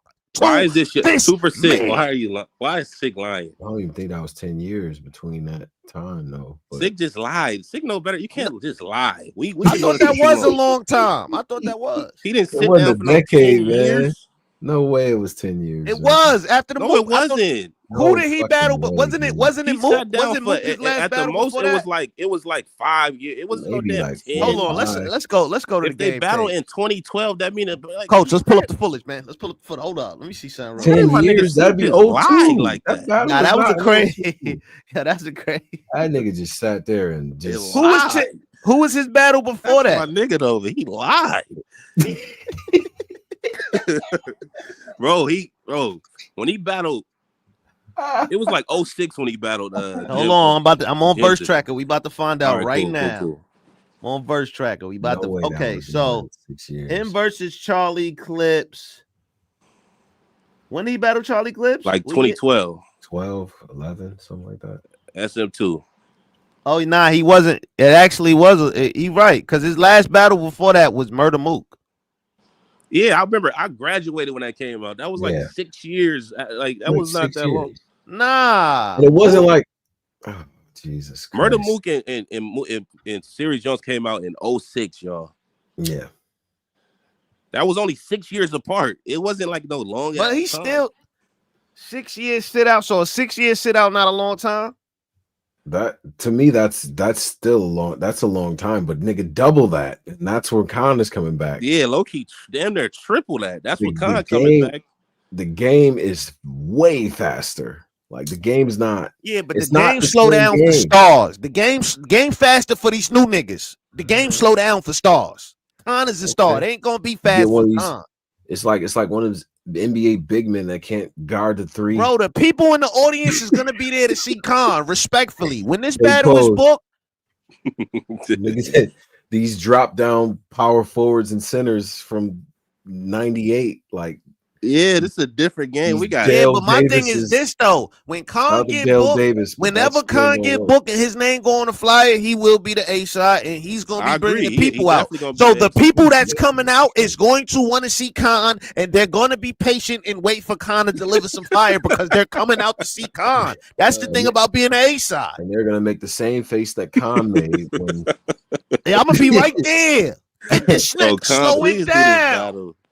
Khan, please we gotta get this up. Khan ain't gonna do it though. Khan know better than this shit, man. Yeah, it sounded good right then and there, didn't it? But yeah, Khan ain't doing that shit, man. Man, Khan definitely ain't doing it because definitely who y'all have in versus him and B Magic? Who won that battle? B Magic for sure. Cavalier, LeBron. It got bad for Khan. That was a fire battle. You tried to punch like that was some wash. Like that was a classic. The only round to talk about in that battle from Khan is his first, man. After that, it was Dog Walk City. Second and third, it's not even something aluminum for you. That was that joint, right? Yeah, bro. That nigga died low key. God is crazy. Khan beat Magic. Sik said Khan beat Magic clear. Yeah, he just on a lion. I don't think y'all remember that shit. Now hold on, man. I'm gonna go back though, because I don't. Yeah, y'all gotta go back. I do remember Magic bars though. I remember his powerful shit though. Khan, hold up. What was his powerful? What was his powerful? The aluminum foil shit. Like he had the shit, the Cavalier shit. Yeah. That dinner was all in the first, low key. Right. I'm looking now. I'm looking at what Khan said. React, thinking he's sick. You know, hypochondriac. That nigga was wilding on this nigga, bro. He was. But see, Khan that's the captain. More guns come out. That's that battle. That nigga said, y'all done finally put the Karate Kid against Mr. Miyagi. But since y'all think Magic worth it, I'm gonna be a plastic surgeon because I'm fixing a body. Nigga, you only rep the blue till a death for you when it's beneficial. What? Nigga, that but for that time that was fire. We not doing that. Y'all real quiet right now. Blue was never in you battle. Yeah. Oh, that shit was bad. He said what? The real locks went up. You see the flag get dropped without a ref and whistle. So don't say color in your veins. Your crippin' is that official because we all see you like Beyonce. We don't believe the blue was ever in you. He was talking to that nigga. We not doing that. Yeah. Get quiet with that shit throwing around. I'm trying to laugh. You gonna see one arm pop, swave, sever. What? You gonna see one arm pop, swave, sever? Like, come on, y'all. Nah, bro. I don't know. Listen to this shit. Trash. Yo, look at Super Sick. He sick from that old era, man. Yeah, he from that old era. He don't care about none of this shit that's going on now. That nigga, is that the bow your head? The trash, bow your head and we aim. Oh my god, tell because the D can spray. The D can spray like past the ratchet.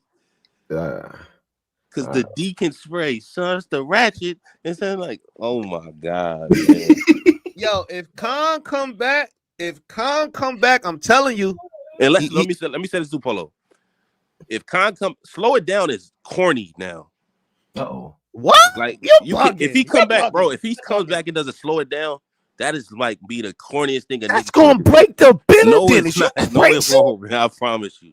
That's niggas. That's like a new way. Elbow, my nigga. You saying the game is so different now? Niggas do slow it down without even. You don't gotta announce it. Niggas just do them. Like that's how smart we are now. No. But that's the powerful shit because it's so fire. You gotta announce it, nigga. Slow it down. I just did. Yo, you saying The Rock can't do the people's elbow? It's crazy.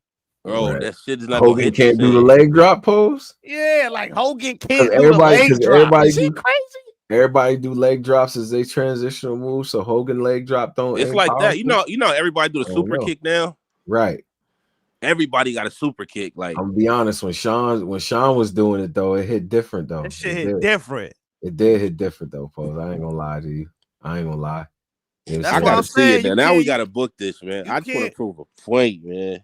Khan is really trash. I used to be a Khan fan. I'm getting my new battle rap brain. I'm smarter now. I don't get tricked easily. Right. That is not gonna work.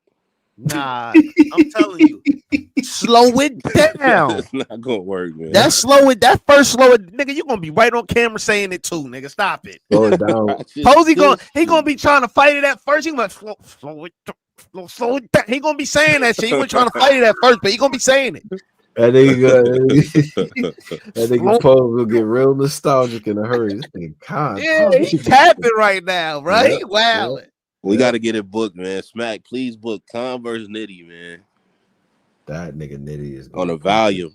Punch him through the floor, bro. Volume is bad for Rum. I like a volume. Nah, volume, it'll get bad. Where it's no crowd and it's all friends, and I'm the more famous nigga in the room. Yeah, it's bad for you. You realize Rum Nitty has like one of the best battles ever. Dude, that nigga bad in that. Like the Iron Solomon Nitty shows up. You said a stage. You said the volume. Oh, my fault. Yeah, I'm sorry. I said volume. Oh, nah, hell no. Why is you? Hell no. If I'm not going to no small room with that nigga. Yeah, that nigga Paul said, hell nah. We need niggas to be nostalgic. Hell no. We need a crowd for that. I'm not going no. You wasting my time bringing me back to go in a small room with that nigga. Hell no.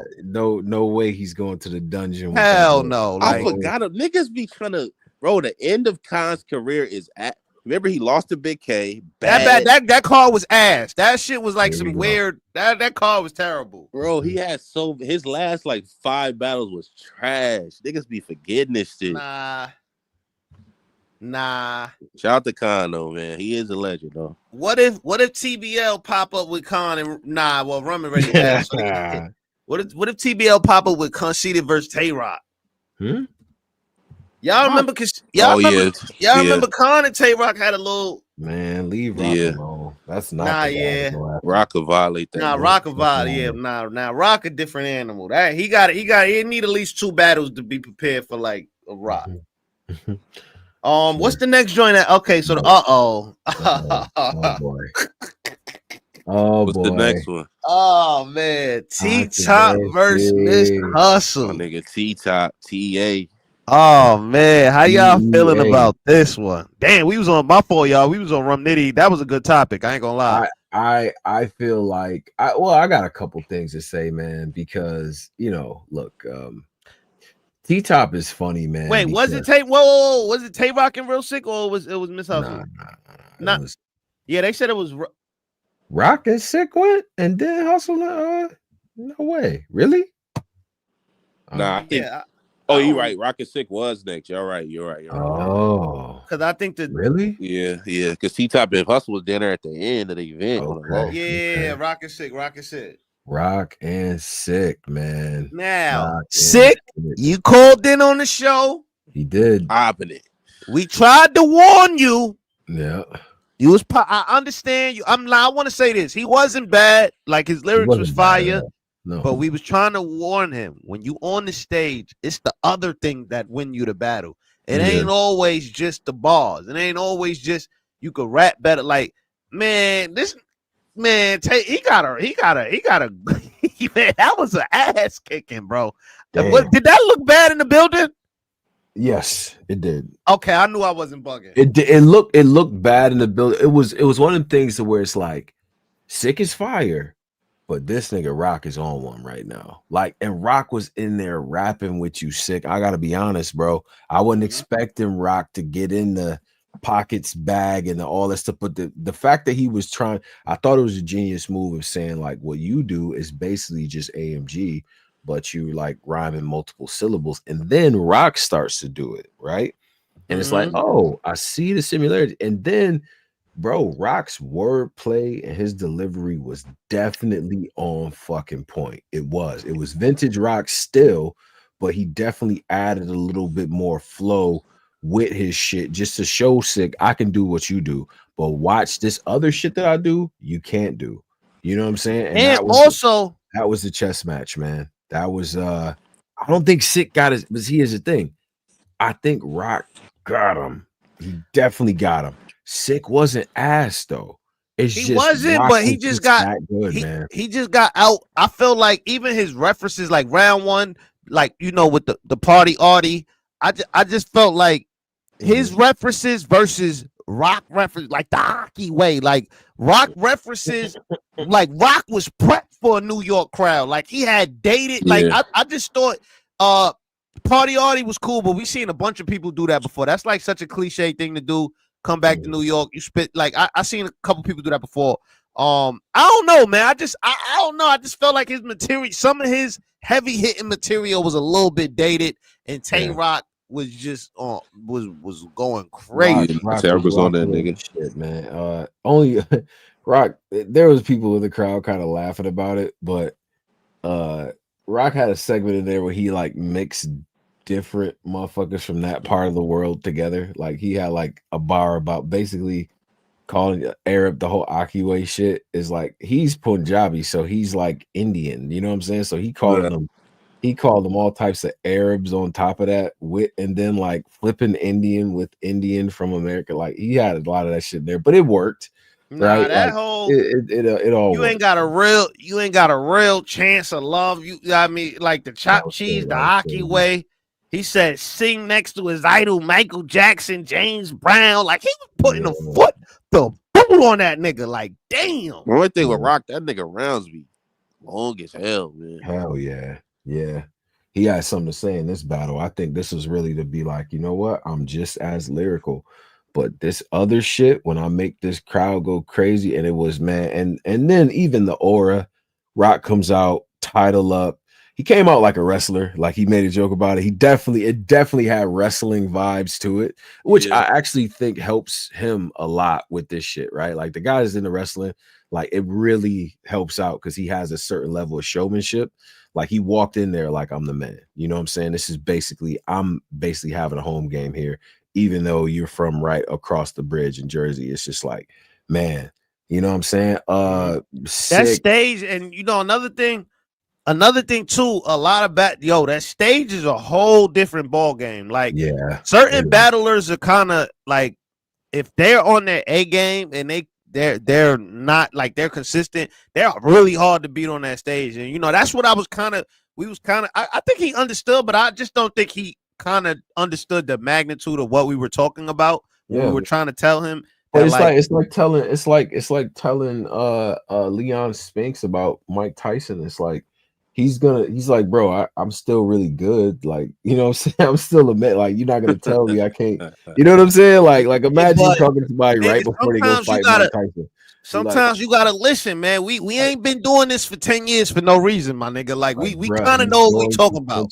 So when you on the line, but boy, when you on the line with niggas that know what they talking about, sometimes it's cool to listen. Like that's how you get better. And now you can either get better to listen, you get better the way where you listen, or you get better the way where you find out the hard way. So you know, and that's the other thing about the stage is like this is why I like the stage, because there's no, like, we could have stayed on the phone with Real Sick for an hour and just like ran down a bunch of stuff that Rock has done and whatever the case might have been. But there's no preparation for the stage, in my opinion. That's why I like the stage, because there's no bailouts here. You know what I'm saying? This shit is it is preparation for the stage, though. Number one, it is though, because number one is if you notice, and highlight all of the top performers for the night. T-Tops, when we didn't get to his battle yet. Tay Rock. It's the in between when you on a stage that a lot of times get you over, like the talking to your opponent, the certain references, like the Aki way. Like even though he Real Sick ain't whatever you just said he's not.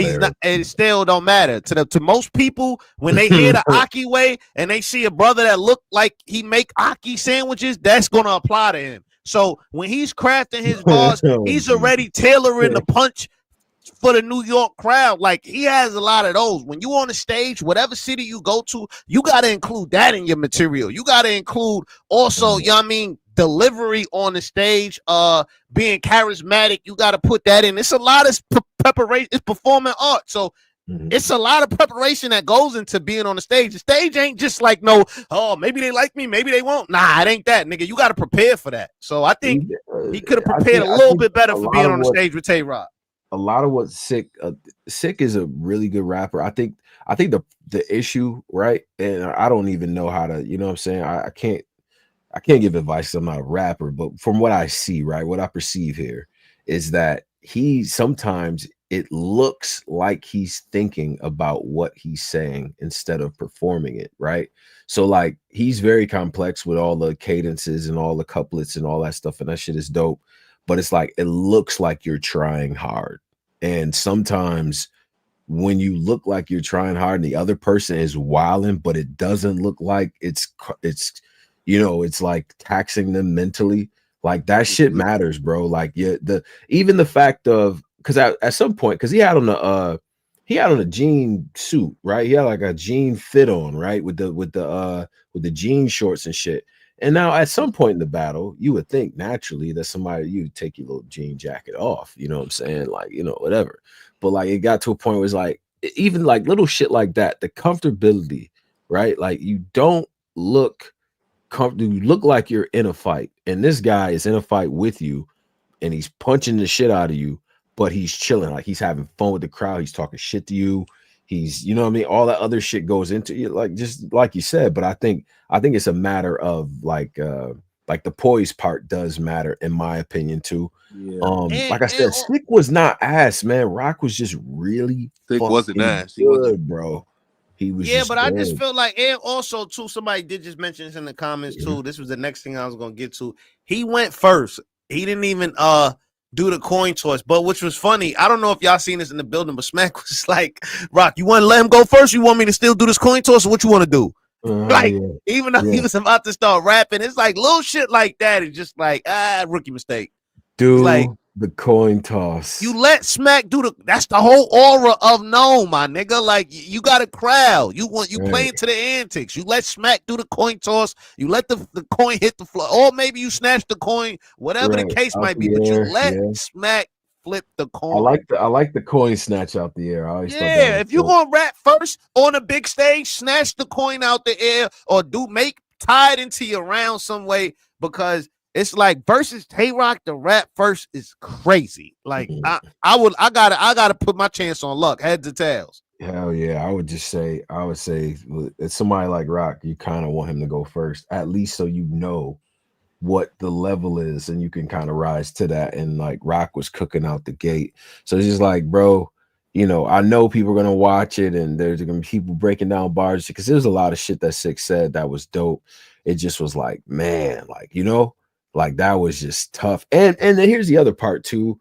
I guess it was strategic. It kind of made sense to raise the level of excitement at that point because you just have FONZ and John, you had Jay and Nitty, and it's like those are, you know, John and FONZ, you know what I'm saying? Like, okay, Nitty and Jay, cool. Like the crowd is still mellow, but now you want to raise the temperature in here. And Rock immediately, as soon as he came out, there's just a whole different energy in that room. You know what I'm saying?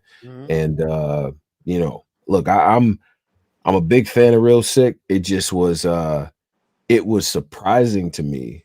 It was surprising to me that the way that Rock won, in my opinion, it was lyrical, man. It was lyrical. He was doing the same cadences and couplets and all that other shit too, right there with you, but then adding the sauce that Rock already got, that stage presence and shit. He added that in there. So it's like, man, Rock improved his stage, and you know, because we don't really get a lot of stage performances, you know, I mean, with Rock, like in this kind of era we kind of get to see Rock in closed room set, in the small room cages, Black Ice Cartel, whatever. We don't really get to see him in a big stage. Yo, his power up on the stage is crazy. Like, and I remember, because I think I said this in the prediction we did.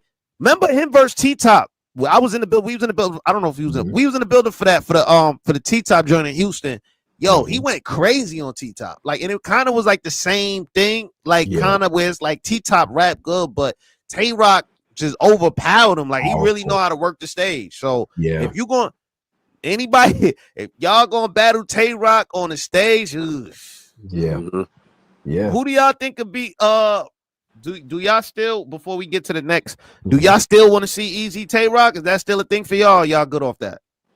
Yeah, I still want to see it. I want to see it still. I ain't gonna lie. Sure. Stage, small room. What y'all thinking? Stage, if they could do something similar to what they did with him and Hitman, I think that works. You know what I'm saying? I think I definitely want to see it on stage for sure. You know what I'm saying? Yeah. Tail of the tape though, going into that battle, easy. You got to Think write some shit. You have EAZY to is go like there. the underdog.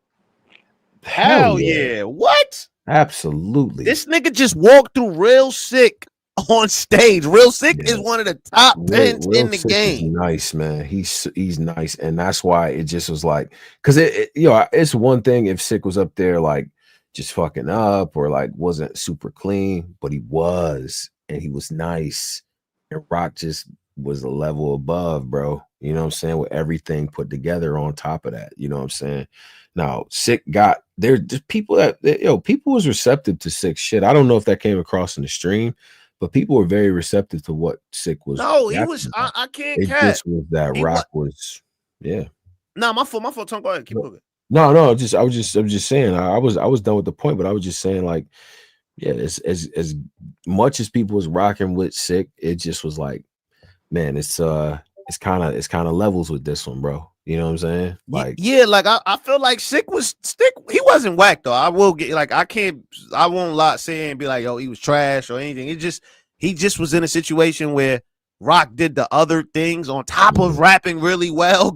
Like he just got a complete Tay-Rock. It is what it is. Like, you know, Nome, first time back in New York. Right. I think he knew where he was walking to, but I don't think that's it is. You might be right. Like that is one of them situations where you could say it sound good till you get punched in the mouth and you realize, bro, this is what they was talking about. Telling you, fighting Tyson. That's what all his opponents said. Like, I thought the nigga was smaller than what I thought he was. I thought the nigga didn't hit as hard. I blocked this shit and it still hurt. Like, you know what I mean? It's just like you can't prepare a nigga for that. Like, your best defense, you block the punch and it still hurt. Like, he tried to rap first to block the punch. That shit had me in tears. I'm like, oh nah. And that was the other part. Is like, you're again, the anxiousness. This is what people read on stage, right? The anxiousness, you know what I mean? Like we could tell you kind of thinking about as you're rapping, like you're kind of not really looking at us with the shit, you know, all these little small fucking details, you know. But like I said, man, yeah, like this is like us, like yo, the fans pay attention to everything, like especially in the stage in the building, like. Yo, you don't think people paying attention to you? They paying attention to you from the second you walk on stage, everything. So from the second you get on stage, you know what I mean? You got to be aware of all that. And, you know, he'll learn. Yeah, he'll learn. Next time you battle Real Sick, if you listening, next time you battle one of these heavy caliber, top 10 Tay-Rocks, one of these type names, and y'all flipping the coin in a room full of 1,000+ people, let the coin flip. Try to go second. You should always try to go second. I just say, you know, it's nerves and shit, and I can't do what y'all do, man. But it just look comfortable. You know what I'm saying? Look like, I'm killing this nigga, but I'm not. You know what I'm saying? This type of shit that makes good so effective, and like some of these guys that really do this shit on stage very well because it doesn't like it's hurt, like it's straining. You know what I'm saying? Like Lux does this very well. He'll say some complex shit, but he's so just like, this is just what it is. Like, and he's confident with it. He's not rushing it, you know. SIKH had one line that super pissed me off. Did not like the Fred Flintstone yabba dabba do line. That got that where I was sitting, there was some audible laughs. And when you said that, bro, I didn't like that bar. But you know, that's whatever, you know, you're not gonna like everything. But man, SIKH is still dope. Rock is still him, though. So yeah. We'll do that. Real quick for anybody you would like to see Real Sick versus next. What about YUNUS? Absolutely. YUNUS, no, not immediately. I mean, they could line it up at some point. You know, far as SIKH, I do want to see him back on the stage again because I think, like, you know, when he came up here, he was like, bro, I haven't really lost in like 2-3 years. I'm like, he's fucking right. I really can't point to a battle. He just got to get on that stage. That's the only thing he got to conquer. I need him on stage. And I need him to master that part because that's the only door he hasn't really opened yet. Stage. Yeah, like you've done everything else. You be whooping niggas' asses. I get it, bro. You nice, But that stage, I need you to conquer that stage, bro, because that's the next part. Because like SIKH is one of them dudes that if he really figures that stage out, we talking international work. You know what I'm saying? Like he's already been in the UK doing this shit. Imagine SIKH, you at the point where now you can go over to the home country and shit and like headline some shit overseas, or now because we know what the type of stage performance is. That's just the last part of this shit that you need to. That's you know what I mean? makes that's that, what bro. kind of take you to the next level and keep you Yeah. there is them Absolutely. stage performances. And you know, that's an element of battle rap that we don't get as much as we see back in the day. We was blessed, man. We didn't know we was blessed until now, but we was getting all of these stages like in different states, different countries, all of that. So, and niggas got to make a name for themselves. So now y'all getting the opportunity to be on these stages again. Y'all got to make a name for yourself. Like y'all got to really take that opportunity. And I'm not saying he didn't though. Like I don't want to kill him too. Like I ain't like he was still fire, but if you want to get to that next level, you got to take that next leap, and the stage is the next leap. Just need you on the stage, Brody. You know what I'm saying? Yeah, you ran. He's rock, man. So now, oh boy, here we go. To me, and I'm not gonna lie, I got T-Top pulling up tomorrow. You know what I mean? We're gonna have a conversation about this topic right here. T-Top's been doing great work in the culture overall. I ain't gonna lie, man. T-Top is having a phenomenal last 2 years. Like he's just having a great year. Like it just with the fact that he's a league owner now, and the league is doing very well. The tournament is dope. You know what I'm saying? He's putting on events. Like his event was the day before, so it was a question of like, yo, you gonna be good because you run an event and all that other stuff. He withstood that pressure. I thought that was dope.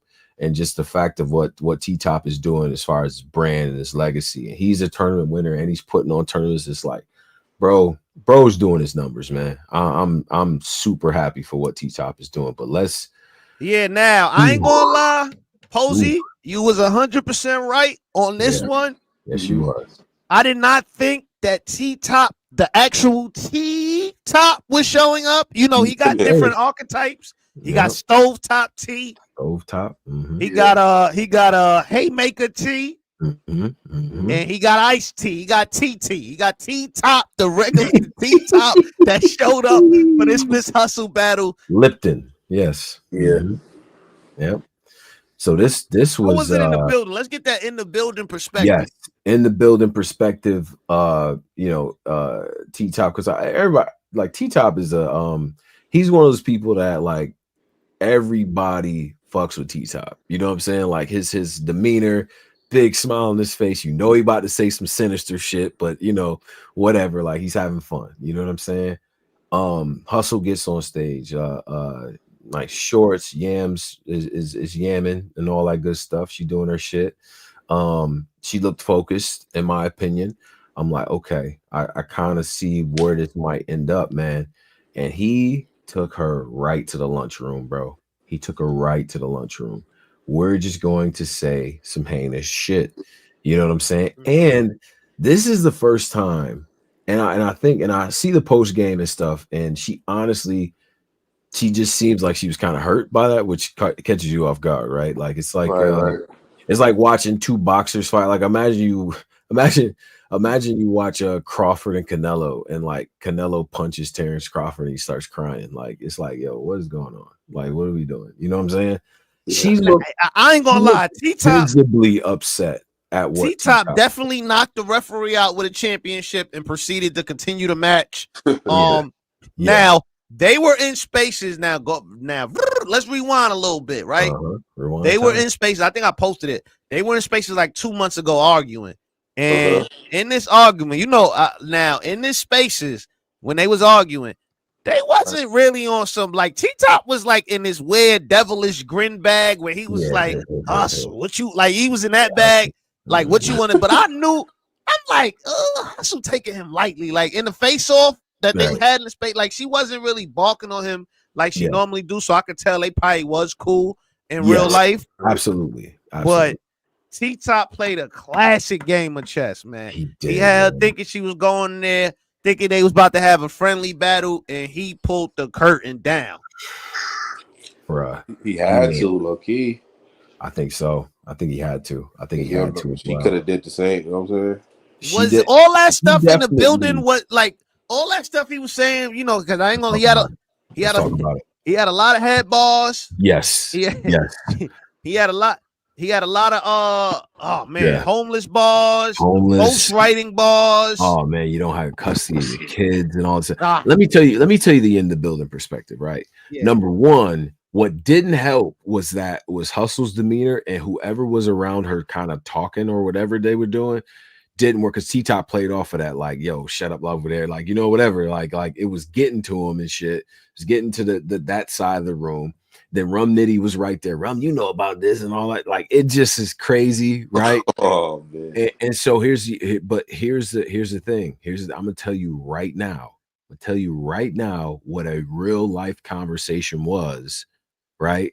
In the circle of people that I was in as I'm sitting down watching the battle, right? He does the "you're homeless" thing. And I look over at one of the guys, and I'm like, he's fucking lying. He's lying. But this shit is fire, though, right? Like, we know he's not. None of this is real. Can we agree to that? I don't think people. Okay, keep going. People in the crowd. There was when he's hitting the homeless bars, people cheering, but they like, wait a minute, she's not homeless. Then he does the custody angle, and we like, that's not true. That's not true. Like, so. I just want Hustle to know, and for the people that listen to this show, the crowd was not cheering or processing this on a level of truth or not. We just looked at it as he's saying, he's just snapping, right? And you know, when you play the dozens, you're not all like, motherfuckers don't always tell the truth. And in battle rap, it's like, all right, we don't think this is true for real. I ain't gonna lie. But how he's putting this shit together, it's coming across. It's funny. It's dope. He's making some cool bars about it, but it's not fucking true. Right? I ain't gonna lie, Tone. On that stream, it looked like niggas in the audience was eating that up. Pause. Like, they was. But I'm telling you, once niggas was done cheering, right? Because I literally did the same shit. I'm like, oh, he's fucking lying, isn't he? Like, it's working. And the nigga was like, yeah, this is not true, but this is fire. I'm like, okay, cool. Long as we so you making a crowd see your ass. Yeah, that little section when you was with Jay Black and Let's Talk Battle Rap, man, you wasn't in the pitch with the niggas. You wasn't in the crowd with the niggas. Look, I'm telling you, even post game, because I kind of was again. I'm kind of walking around a little bit. I'm getting up out my chair, and you know what I'm saying, just getting perspective from different people and shit. Yeah, T-Top won, but I don't believe, you know, that was a conversation amongst a lot of people. So you was in VIP though, like the VIP. I was not in VIP. I was in the seats in the little theater part watching most of the shits. But I'm telling you, even after the battle, I'm going around, I'm talking to niggas. They like, nah, T-Top won because he had the way his shit was put together or whatever the case might be. Nobody was processing it on a like, he's just exposed her for XY. It didn't come off like that, bro. I'm telling you right now. Like, and there's the other thing about lying, right? If we're gonna do the lying bag, man, come on, man. Niggas is shooting. I ain't gonna lie, Tone. Well, in the internet land, that joint, they ain't process it like it was a joke. And a nigga is rapping to thousands and thousands of people that you are homeless. Like, ain't nobody taking that as no joke. But I don't think the people, I'm telling you, the conversation I had was like, she's not homeless, but nigga, that shit was hitting though. You know what I'm saying? Like, it's just because his angles, I ain't gonna lie, he's putting it together. He's painting a crazy picture. Was like the way that was a classic like T-Top angle. Like, that was the T-Top that used to make niggas crash out after they battled him because they was mad about what he said. Like, that was one of the, like, y'all remember that T-Top from back in the day? Yeah, hell yeah. T-Top versus Mav, T-Top versus City Coffee. Towers. Yeah. Like, he got a few of these where he made niggas crash out after. Like, he did. You just gotta know, like, I feel like with Hustle, like, she at the point where she's her career where she can't change how people look at her. Like, she's a villain. It is what it is. Like, you can't change your narrative. So I think at this point, she got to expect the worst going into every battle. Like, even if these people is your friends, because you got to understand, Hustle, you don't really lose like that. Like, y'all, you and T-Top is two niggas that don't got a lot of L's on y'all whole resume. Like, T-Top might got 4 losses. If you go through his whole Yeah. resume, he might got 4 to 6 losses. You go through Hustle resume, she might got 2 to 5 losses. Right. So these are 2 people that don't really lose like that. So you gotta know he's gonna come in there and try to do anything to win it. Yeah, I mean, he's absolutely painting the picture that she's this deadbeat mom with no. Well, the way he's flipping this shit, like you worried about the roof of your mouth and you don't got a roof over your head. That's fire, right? Regardless if that's fucking true or not. If a nigga said that about me, I'm like, well, that's fire. The way you put that together.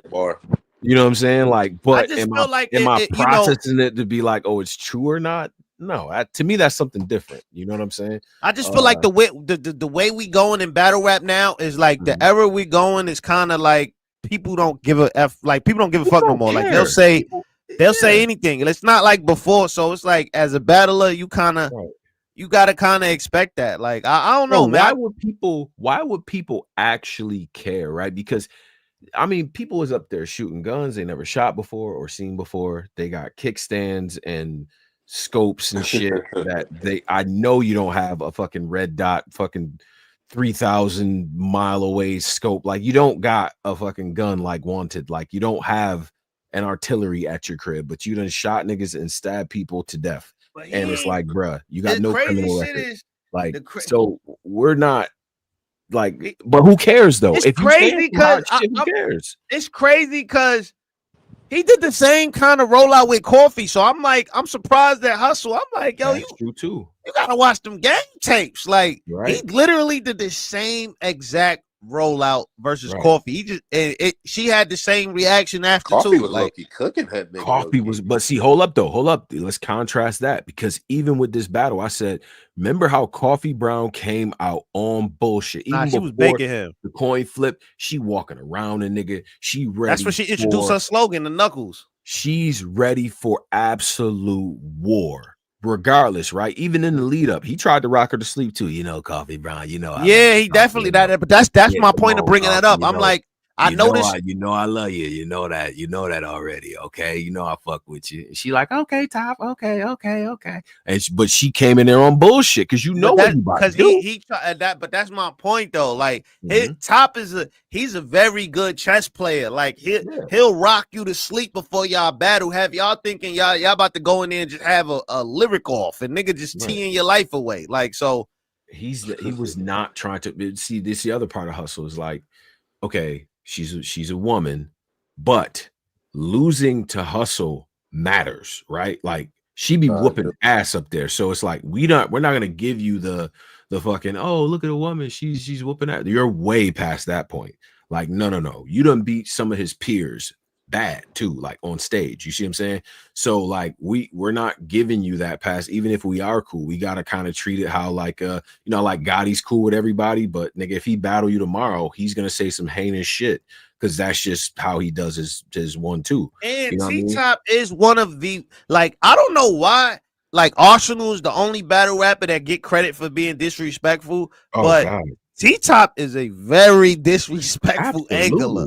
So T-Top, Arsenal, and Gotti are like the 3 most disrespectful niggas to ever do this shit, in my opinion, right? Because like they're the way that they rap to motherfuckers, you be like, damn, is they cool? Like, like, why is he doing them like that? Like, you know what I'm saying? And it's just like, no, this is how I battle because I'm not trying to lose. I don't know what they're gonna say about me, and I'm prepared for everything that's gonna be said, right? So yeah, man. I just think I ain't gonna lie. T-Top had me with the Macaulay Culkin face looking at the stream. I'm like, yo, I did not know he was going this direction. Like, he's not just saying you're like he's saying you're homeless, but now he's gonna make bars out of the homeless shit, right? Do y'all feel like? Let me ask you a question now, and this is gonna lead to our final topic too. But before we get to the main event, do y'all feel like this ghostwriting angle is starting to stick now? Like it's starting like this whole like them saying the ghostwriter thing, like because even in Jazz rant, we gonna get to that. Jazz kind of was hitting the same thing too. Do you think this is starting to like affect Hustle, or what do you think she can do to bounce back from? I ask both of y'all. What do y'all think she can do to bounce back? Question, Pose. You want to go? with that one. What cheated to bounce back from this? I know The Ghost Rider Like, do shit. you think any of these angles are actually affect? Like, obviously but do you think this any of these angles actually sticking on like how like the EAZY Remy thing or like yeah. And it's because of how Hustle kind of react to him. I agree with Like that. if Hustle kind of just like, you niggas lying, like we wouldn't care, but Hustle get mad when to fight niggas, get the apes on niggas.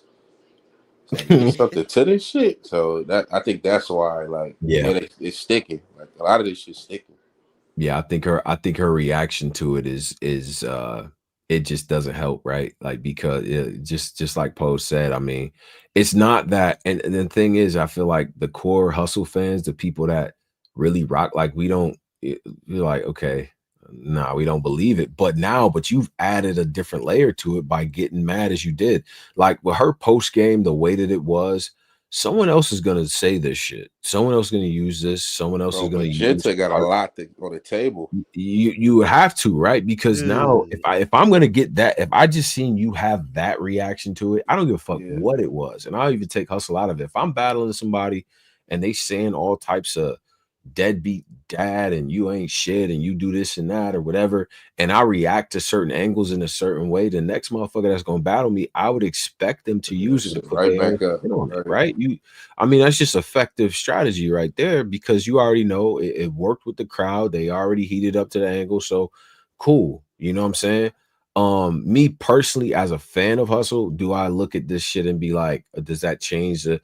Not for me personally, because you know what I'm saying, I just, people that follow her IG, she's always with her kid, like she's always at the crib, like, you know what I'm saying, like she's, you know, like it's just I didn't process it on that level again.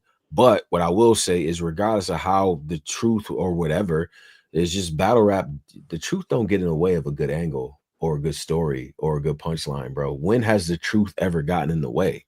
When? Name me fucking when. Verb's mom is a happily married woman. Rex is not a nurse. Arsenal didn't drive a bus. And I could continue to go on and on and on, right? Like, I mean, they saying JC shooting heroin. Like, no, like he doesn't. You know what I'm saying? Like it's just, but why let it get in the way of a good punchline, especially if you're gonna react like that, you know? So, okay, let's pause this topic real quick. We'll come right back to this because this is going to tie into the last topic. I don't know, man. I feel like her reaction to it, man. She seemed genuine. I think Hustle. I mean, for her next battle, like she got to think of some defense. I ain't gonna lie, man. That lace front defense has always worked. It seemed like with Vixen do it, the lace outfit, like the lace see-through joints. Yeah. Go on stage, one of them lace see-through joints. Your next battle. You know what I mean? Make sure you got some balls. You gotta really like you gotta throw the defense. Like, you know it's funny when T-Top was talking about her butt, it was like, yeah, one cheek bigger than the other. And then she smacked that shit. Everybody in the audience was like, nah. The audience was like, nah, son, that thing. We heard that shit on the camera. Bro, it's like, nah. Oh, you know what's another funny thing that was happening in the crowd, bro? The Hustle thigh smack, right? I don't know if y'all was picking this up on the camera. He talked about it in his rap. But there are people, right, as she's doing, like, saying her bars, because you can kind of like time out when she's about to like smack her thigh, and there were people in the crowd like clapping, like just as she was doing her shit, and it was like in rhythm, bro. That shit was so funny. Like it was like a little inside joke amongst the people that was in the crowd, like as she was doing the shit. Funny as hell. I just was a random observation, but that was funny as shit in the building. She got to start using the outside ring. You know what I mean? Yeah. She got to start using the outside ring. Yeah, that man said that one of your cheeks is bigger than the other one. You turned around, you smacked your butt. Angle over. It's over. I'm like, a lot of these angles against her super childish. Yeah, like, mad childish, right? Like, childish you turned around, you smacked your butt. That angle's dead now. Right, he talks about you not having custody of your child and you being homeless, and your whole demeanor fucking changed up there. You know what I'm saying? So it's just like, one is this great elite defense, another one is like, whoa, hold on, why is this affecting her so much? You know, but all this though, I say, and I know you want to continue to the next subject. I think it bothered her because it was T-Top though. like because they have a good relationship, you know. Well, I mean, it's bad. Like, I ain't gonna lie. I understand what she's saying, but I do understand what he's saying also. Like, it's still, you know, it's still entertainment to this now. Although everybody level of entertainment is different. T-Top has a history of doing this type. Like, I'm not saying fake angles or anything, but I'm just saying of going there with his angles. Like, he don't hold back. He did this versus Swamp. He did this versus everybody he battled. Like, he don't hold back. It is what it is. You battle T-Top, you know that's what he's not holding back. You're gonna hear something real disrespectful. It might make you mad after. It might make you want to curse this nigga out, but that's T-Top. So when you sign up to battle him, you have to expect that, and you got to know that. Like, I just felt like, you know, she let her guard down a little bit, but she'll learn. She learned from this. Like, I doubt she'll ever let her guard down versus anybody again. I think she's gonna go completely gloves off. That was the other thing that was kind of it was definitely a noticeable pullback of the punch. You know what I'm saying? Like, she was definitely pulling her punches a bit, right, in preparing for this battle. It wasn't like she ain't take it there with him. I think she had the reference about him, his baby mom or whatever, but I feel like that was added in there later. But she definitely didn't expound upon it if it was already in there. T-Top wild cool in person, so she's super probably cool. like Super cool. Probably like, man, he ain't on nothing. It's T-Top. Like, you know, he got that. That's the trick though. Like, he got that ability to throw the sheepskin on it. You think like, yo, you don't realize that nigga really a wolf. So you know what I mean, a bear, you know, so you got to just be careful. Now, real quick before we get to T-Top, he calls out Murder Mook. What y'all feel about T-Top versus Murder Mook? He gotta stop it. I'm not mad at the call out though. Look at Pose. I'm not mad at the call out. I'm not mad at it at this point in his career. Why you say he got to stop? That shit they did up there, that T shit. No, it ain't. That shit ain't gonna work. Shout out to Mook, man. You know I'm still team Mook. Right. Fact. Well, like, how you feel about that, Tom? It's definitely a righteous call out. It's a valid call out in my opinion because T-Top is put in the requisite work. You know what I'm saying? He deserve it. He do deserve that battle. Yeah, that's well He been deserved. cooking for like 2 years. Like, oh man, he's been cooking for like his whole career. To me, is one of the. I mean, his career trajectory is fire. No, he like I said, he's one of the people. And like, I actually was going through this, because I was gonna drop a list of like records and stuff, and yo, Top really don't like Top hustle. It's only a few people, but it's like they don't have a lot of L's. So like, it's true. Dumb battlers with not a lot of L's, you got to prepare for them like they can end your career. Yeah. I think it's a righteous call out. I don't think that spilling personal work in there is going to necessarily work against Mook. We definitely need a little bit of that, you know, stovetop got to come out. You know what I'm saying? But, you know, I like the shit. I like the call out. I respect it. Shit. If Mook down, then, you know what I'm saying? Niggas can make that happen. That's a righteous call out. Yeah. Yeah, I'm not mad at that one. I think that's a nice Summer Madness battle. Yeah. I think that'd be I got a little Summer Madness wish list on the low, but I don't know if I want to see that put that in a pit because don't try to tee my nigga Mook to death, man. Yeah, he can't tee Mook because that T shit only work versus women because like say what you want, niggas love seeing women get like nigga love seeing a nigga balk at a woman. Like for some reason, I don't know what it is. Especially in this era, for sure. In this era, and especially in this Caitlyn Clark, sure. Everybody Angel Reese hated era. There's a whole segment of men who just enjoy content where women get humbled, right? Like, them podcasts where they like bring on like 6 different like OnlyFans chicks, and it's a one dude in the middle, like. All right, man, this is why women are hoes and y'all don't deserve a man because what are you really bringing to the table? Like, you know, they got the same rollout, fast talking. Like, what are you really bringing to the table? Can you cook? Like, you know what I'm saying? What, like, you know? This era, that definitely, like, this is a different era for that. Now, you know, now, this last, man, T-Rex GEECHI, man. My nigga Rex, man, Harlem. First off, I want to say definitely big shout out to Rex. You know, I know he's been active on IG. He's been talking to, you know, people checked in with him and stuff like that. I definitely shot him a text and all that. And you know, he's in good spirits, you know what I mean, and things like that. I'll say just from being right there in that moment at the front, because by this time I said, fuck that, it's the main event, I'm in the mosh pit. And you know, obviously I don't even like that clip is online and shit, but hey, Yeah. you know, it was on the shits. It was legitimately one of, I mean, I guess it would be the of all the events that I've been to, like over 100 some events I've been to, the scariest moment that I've ever seen in battle rap. Like for the way that it happened, and you know, and just the sheer panic on everyone's faces. You know, definitely big shout out to bro that said turn him to the side, and a big shout out to That was a Juju. young lady, right? Yeah. And I know Katie was there too, kind of telling people to move out the way, but shout out to Juju as well, who is a nurse, you know what I'm saying, who's on the scene. Like big shout out to Florida and all that too. But like she immediately hopped into action. You see what I'm saying, to help get him straight and things like that. And then whoever bro is, I think that they said like his cousin or something like that. Yo, whoever the homie was that took, like when they got Rex up, because he tried to get up at first, and then he because at first everybody's like, okay, he good, because he kind of was talking, but they tried to pick him up and he kind of collapsed again a little bit. And then that's when one of the guys picked him up and put him over his shoulder. I'm like, that's Rex is not a small guy. And that dude just straight up picked him up, put him over his shoulder. And then a bunch of the guys was carrying him out to the ambulance and stuff. Traumatic moment, definitely.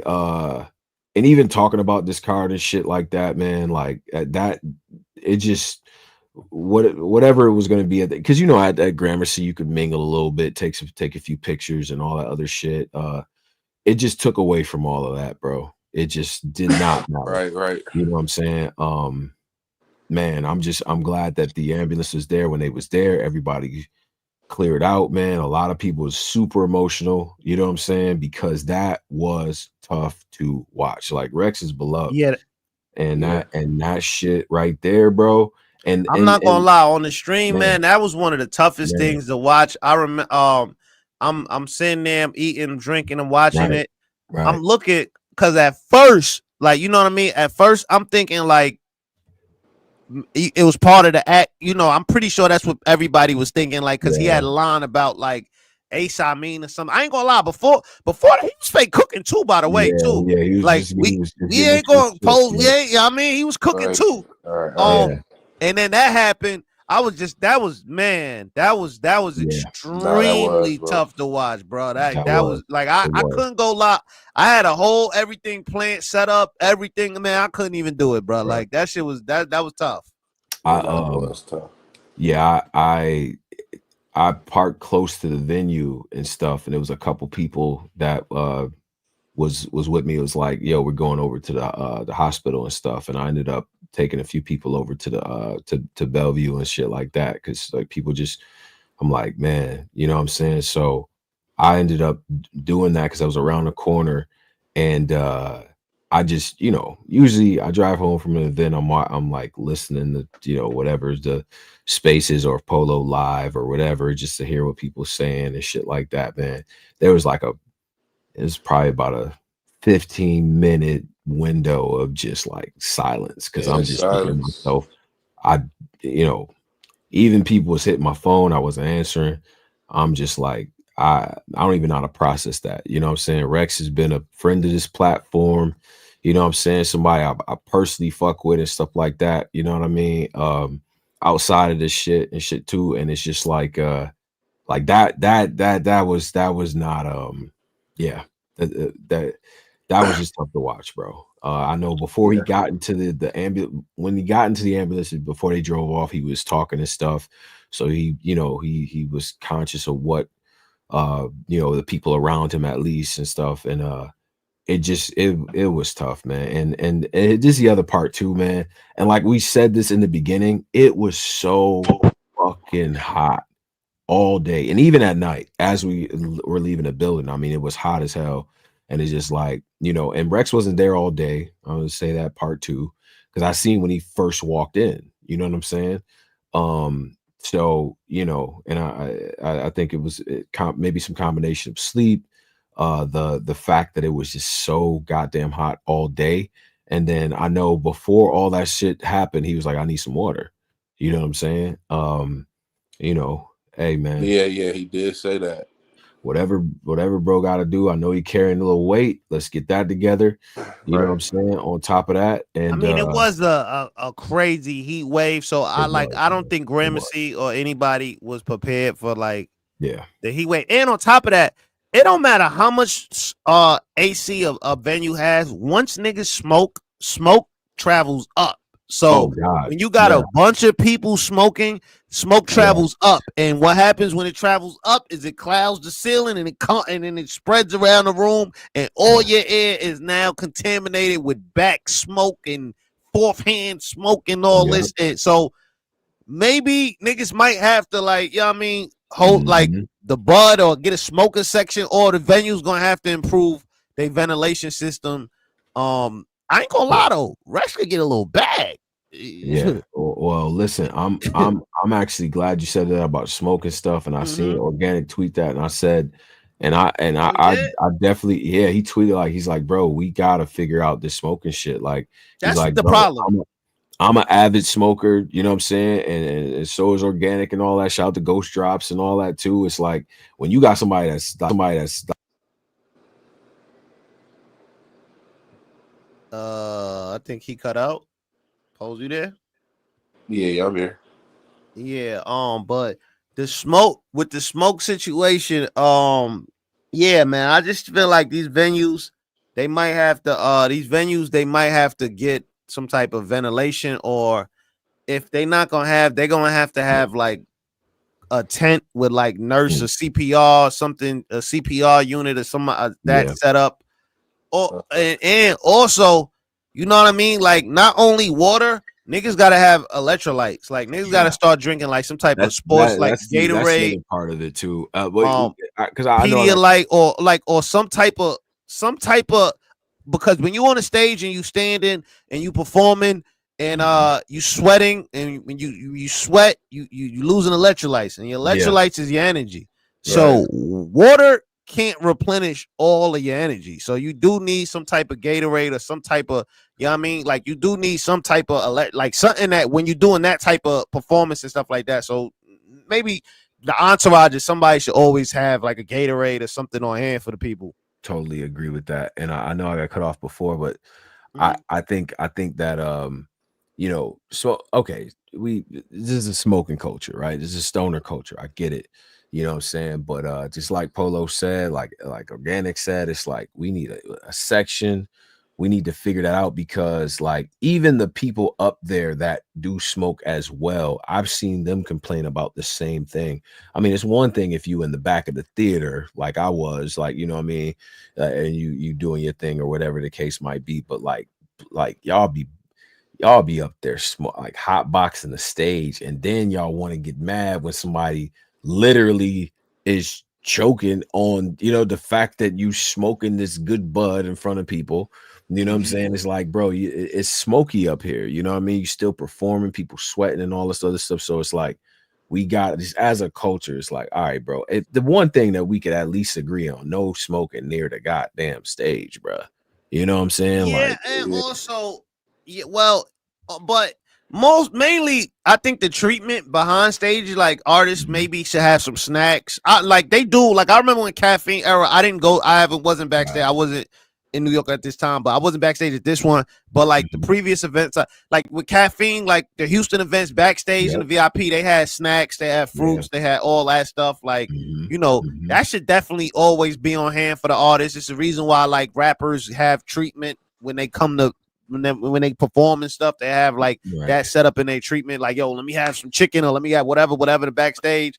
This is a job, like, nigga, you gotta eat. Like you go to your regular job, you gotta you take a break to eat, you take a break to drink, you take a break to use the bathroom. It's the same thing. You gotta treat it like that. So, not saying Rex, I'm just saying in general, everybody as a, you know what I mean? If the venue don't got that, because this was scary. Like, you know, if God forbid anything, this would have went worse. Battle rap probably would have been over. Like, you know what I mean? Something like something that happened to Rex would have ended battle rap. I didn't even think where a lot of people heads were going, like just like, yo, like, you know what I'm saying? It was just like, nobody was saying it out loud, but it was a lot of people like, yo, what if, you know what I'm saying? No, And I I'm just remember saying, like, but that, like, it's and me as it was, somebody, that's you know what what I mean? everyone's Like, head went. Yeah. me as somebody, you know, I've lost people close to me, and that's a real thing. Like, you might be think like you think certain stuff is untouchable, or, until, you know what I mean, life happens. So, you know, to avoid that, definitely, like, I think it's like, it's not no if or niggas need to. It has to be like for TBL, for any league going forward. Like, if artists are gonna be performing on big stages and stuff, y'all gotta, like, not saying but everybody just gotta make sure that this don't happen again, because this could have been really bad. This was live. It was on the website. It wasn't pulled down. It was, that's how all these places all these websites was able to get it. It was on there for a little minute on the playback. Man. So, you know, just to avoid it next time. Yeah, for sure. And I think the battlers, like, it should be a reality check. Like, you gotta treat this shit like a kind of like a sporting event, man. Eat, like Polo said, like, make sure you get all your liquids, like, be good before you battle, man. That wreck shit, that was one of the scariest things I seen, man. Bro, listen. And then it just cutting off abruptly. It's like, you don't even know what I was thinking. I'm like, oh shit, like, did we just? Yeah. Nah, for real, like, yo, like, you know, I have, you know, it. Trust me. So that definitely was. I thought it was a heart attack. I'm like, oh God, like, what did I just witness? Yeah. Was people in the like, damn, that must have been like horrific for people in the audience. You want to, like, dead silence, shock straight up, and you know, so it was people that was like, yo, give him some air, and stuff like that. It was, you know, a bunch of the guys that are like visibly emotional about it and stuff, and it was just like, whoa, what is happening right now? You know what I'm saying? Like, that was what that was, man. I was right there, and I'm like, oh man, what is going on? I think the stage got to be regulated better too. I know it's better for the agree with that aesthetic, like having a whole bunch of people there. Yeah. But shit, that shit clearly is like with the smoke and people. They gotta buy some fans, man. They gotta buy some fans, put it on the stage, like old school style. Swing that pause, had a fan up, have it like one pointed in the air, so the air that's smoking is getting pushed another. Like, they gotta, you know, this was a reality check for a lot. I think a lot of different components in that's involved in the situation. This was probably a reality check, but you know, man, thank God Rex is good. Thank God, everything is good, because you know, this definitely, I'm telling you, this that would have ended battle rap, like, for real. Now, real quick before we approaching, sheesh, this was a long show, but it was a lot to talk. We ain't do a show in a minute. Now, the last subject before we get out of here, man. Oh boy. Jazz the rapper, man. She went on a crazy rant. How do y'all feeling about that? Did y'all happen to catch that? Let me tell you something. I synced it, I watched it, I rewatched it. I might add it to my playlist, Jazz. Let me tell you something right now. And everybody's gonna get mad about this. I don't care. This is how y'all supposed to be getting talked to. Now, see, what y'all gotta understand is, like, Lux and Mook are elder statesmen. They carry themselves a certain way. I feel like as they've gotten older, they're like, all right, man, I'm gonna look out for the, like, you see Lux showing a little bit of love, Mook them showing some love and stuff like that. And, you know, they the guys, they know they're the end stage bosses of this shit. You know, when Mook getting his bag, you know what he could do. You know, say, you battling these niggas over here. Like, okay, cool. For the ladies, y'all needed this. Y'all needed this energy, right? In my opinion, there's two ladies especially who could talk like this, in my opinion, Hustle and Jazz, right? Y'all needed to hear this from Jazz, because I feel like there's so much of this attitude of, like, telling her what to do type shit. She was fed up. What I heard is a person that was fed up. She tired of hearing about this shit, and she tired of avoiding the truth to you niggas. She probably felt like this for a while, but it's time to actually tell y'all what time it is, bro. And I was so happy how she said it, the way she said it, and Gotti being right there and just listening, like, damn, you know what I'm saying? I like the fact that she pinpointed that, look at what I've done over the years. I don't have to do shit. Y'all gotta catch up. And what y'all gonna do about it? What's up? You know what I'm saying? This shit, like, I'm battling the best battlers because I am women's battle rap. It's crazy. It's crazy. Jazz, put it on the shirt and sell it. How you feeling, Posey? I Sound love like it. he wasn't feeling it. Oh no, I I fucking love with it. it. Like, Okay. I fucked with what she was saying. Like, Jazz been taking a lot of little slander from these young ladies. So, Right. it's dope here from Jazz. Talk her shit. Like, I mean, I 100% agree. Breaking in doors that y'all ain't even got to yet. She doing shit to where it's like her, in my opinion, between like and it's her, she's definitely the ringleader of it, but between like her, the Coffee Browns of the world, the Hustles of the world, the Vixens, the E Hearts, the 40s, and all that, and the women that really have been putting on for a while, they made this shit to a point where, like, motherfuckers, it's not uncommon to see an intergender matchup that's fire. Now it's just two fire women doing they shit. You know what I'm saying? Like I put Official in there. I put all ladies that really rap, that really be outside to put this shit on against the guys and did they shit and fought for that respect, bro. You gotta respect that. And then on top of that, bro, it's about 8 to 10 females that is just straight up fire. It's a big ass gap, and it's the rest of y'all. I'm gonna come clean, and I cover women's battle rap, and some of y'all ain't even in a position to, like, bro, y'all close the gap first before we start shooting at that. And then my last point is in games and final bosses should mean something. I don't think you should just jump up and get a Jazz battle. I'm sorry. I don't think you should just jump up and get a Hustle battle, Coffee Brown, Official. Like, I don't think you should just go and get that. Like, you got to earn that shit. You know what I'm saying? Let's get to that. Let's get back to that, because that's really what fucked the game up from the beginning anyway. Motherfuckers stop earning it. You know what I'm saying? Like, at all levels, right? Like, I can't have 2 battles and ask for Trez tomorrow. I don't think that's right. Now, would Trez battle me if the bag is right? Probably. But shit, in real life, that's not how this shit is supposed to go, bro. It ain't. So, you know, I'm glad Jazz said it the way she said it. I'm glad it got a lot of emotions going. And on top of that, I mean, you know, a lot of this is started because I heard what Yoshi G had said, and that to me was, you know, there are parts of that where I'm like, okay, she's making some points here. But then it was like, it got super personal with Jazz's life, which I thought was whack. But at the same time, it's like, all right, well, now it's my turn. Now it's my turn to tell y'all exactly how it is. I don't owe y'all nothing. I put in my work. I beat a lot of these motherfuckers out here. I'm writing my own shit. I'm coming through. I'm doing my goddamn thing. I raised the bag. I raised the bar for y'all. And that's just what it is, nigga. That's how a person that is a real champion in this shit supposed to talk. Fuck y'all niggas. Catch up. Like, we ain't being nice to y'all. Tried to be cool. You know what I'm saying? Like, wear my little outfits. Hey, Jazz, how you doing? You my inspiration in my and then all of a sudden, shit, a month later, Jazz ain't out here battling how she's supposed to. Like, nah, nigga, no. How did y'all? Oh, y'all talking about Yoshi? Hell yeah. I thought that was. Yeah, I ain't gonna lie, man. Yoshi confused me, man. Like, salute to Yoshi. I'm team Yoshi. I rock with Yoshi, but Yoshi confused me. Like, I don't know if Yoshi, you want to be a battle rapper, you trying to show butt. Like, I don't know what's going on. I'm just being real. So you the last, respectfully, you the last person that can talk about what Jazz doing. Like, Jazz still putting on for battle rap. You know what I mean? Like, so I ain't gonna lie, Yoshi, ain't you quit your last battle when you battled Aussie? Yeah. She quit. Didn't she quit that joint? Like, I give up. AG was kicking her ass. AG more, yeah.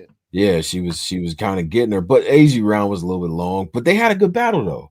You know what I'm saying? But my thing is this, right?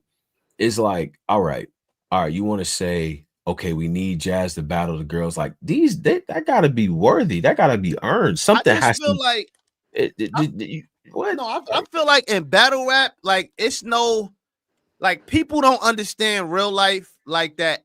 Everything, what happens for this person, what works for that person, might not work for you. And I feel like in battle rap, people don't understand that. People think what worked for that person must work for me. And that's not how life works. Like, Jazz is Jazz because she made her path being her. You are Yoshi because you Yoshi. I don't think she has to do what you got to do, or she got to give anybody no shots. Like, Why do Jazz got to give people shots, but we don't say Murder Mook or none of these people got to give people Bingo. shots? There it is, like, right there. Y'all got to kind of think of Jazz in that same, but she's humble, but y'all got to think about her in that same breath. Like, nigga, she like the female. She like, if we have, if the males got their God tiers, she's definitely a female God tier. It's just that the women, they're more interactive with the fans. Like, they don't really act Hollywood, so the fans kind of forget that, because, you know what I mean? But nah, Jazz could literally pick who she want to battle. She's been putting on too long. Come on. And that's with any, like, at this point in her career, we're talking about her versus the best male, female, alien, whatever you want to say, right? If you one of them, okay, we talking about Jazz is in that tier of, yo, I can do what the fuck I want to do. You know what I'm saying? Like, I like that Mook and Lux and Hitman, and like, these are the final stage bosses for niggas, right? So you want to get there, you're gonna have to put in the requisite work, right? That requires some dope ass battles, of course, like some good work on top of that. But they did other shit too, man.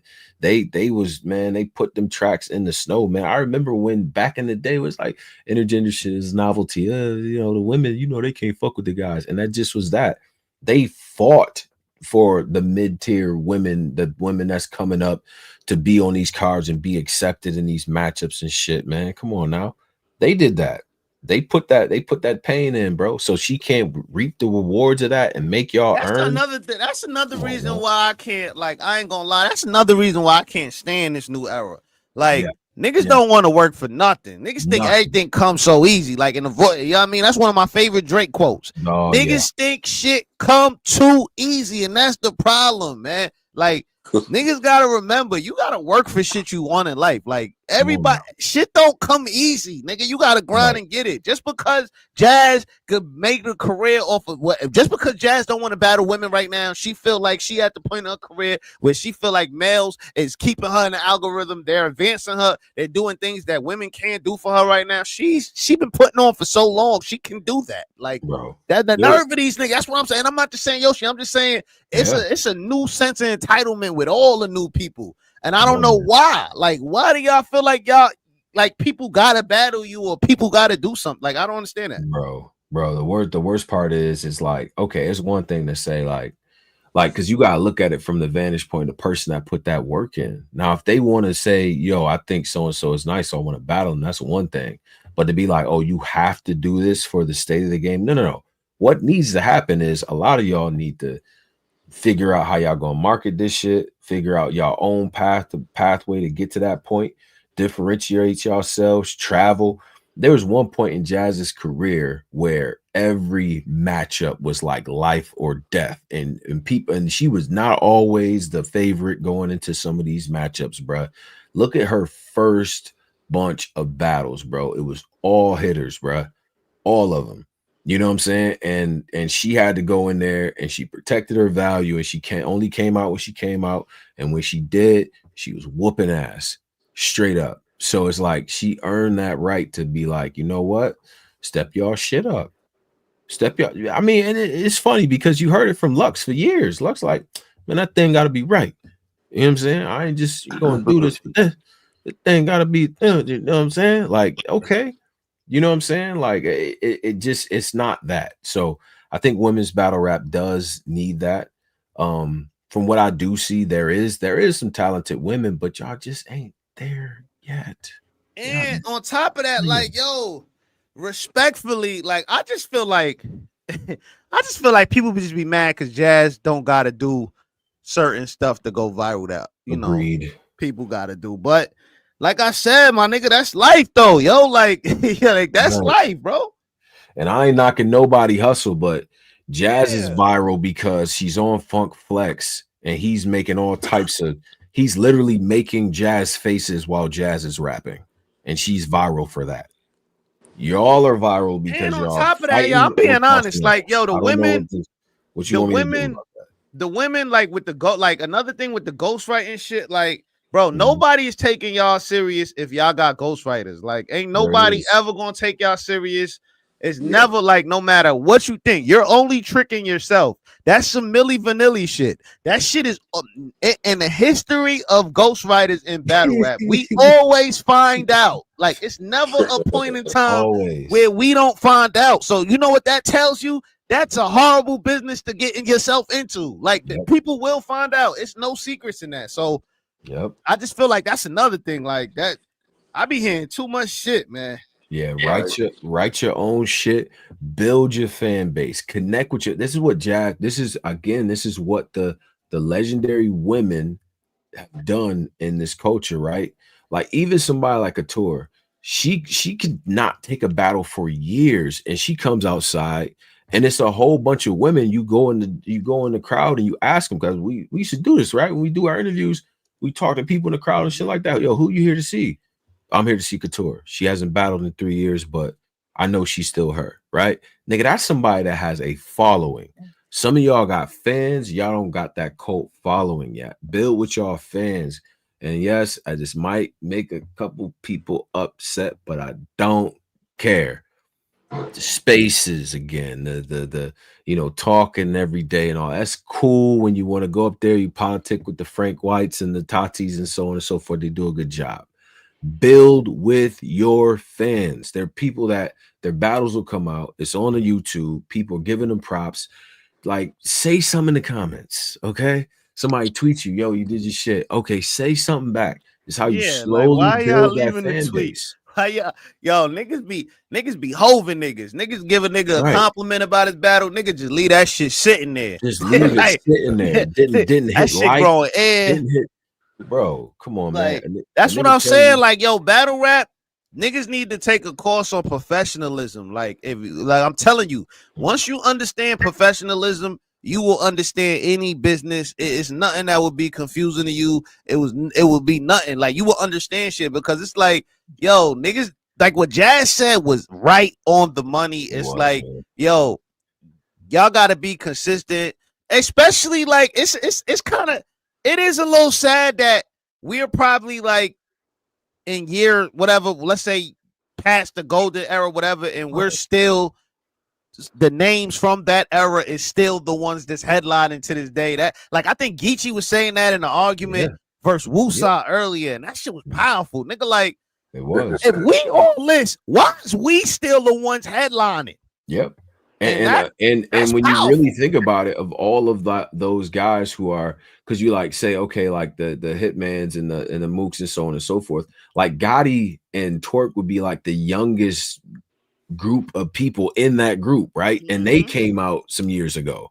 So it's like, bro, we not getting as much of that. And I think a lot of that shit has to do with people watching they already a legend. Yeah, you could watch them and kind of see what they, study the craft a little bit, but you got to carve out your own lane, bro. Whatever that is, it's not your path. It's not going to be, you're not going to be able to do what VERB did, right? You're not going to be able to do what Hitman did. You're going to have to figure out how you do it in this day and age. So exactly, you can't sit there and then you can't wait for handouts, and then you can't get mad if motherfuckers don't want to give them. And one advice I always give people, this was given to me, and it's something I live by. I'm gonna live by to the day I die, nigga. Slow motion is better than no motion. Like, you know what I mean?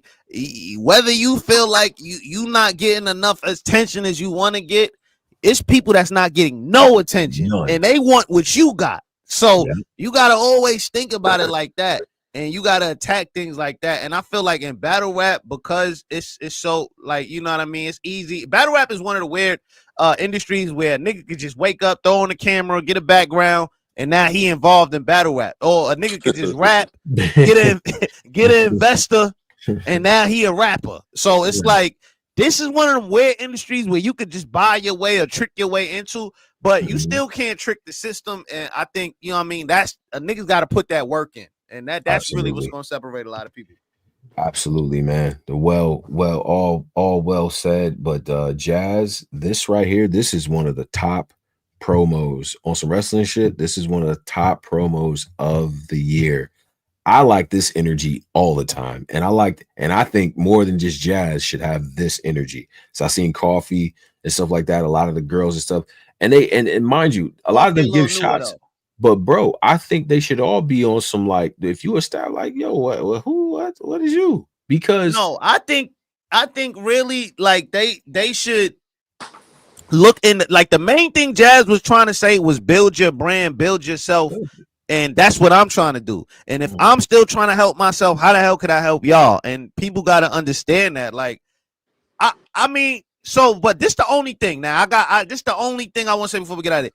Do y'all think the intergender battle rap is helping female battle rap? Do y'all think that, or is it helping the ladies get more known? The men versus female matchups. Do y'all think that, like, because Jazz thing is she's saying that her battling the names help her more than her battling the chick. I think at the point where Jazz is on her career, that makes sense for her. I think that intergender battles are, I think it's good, but it's tough in my opinion.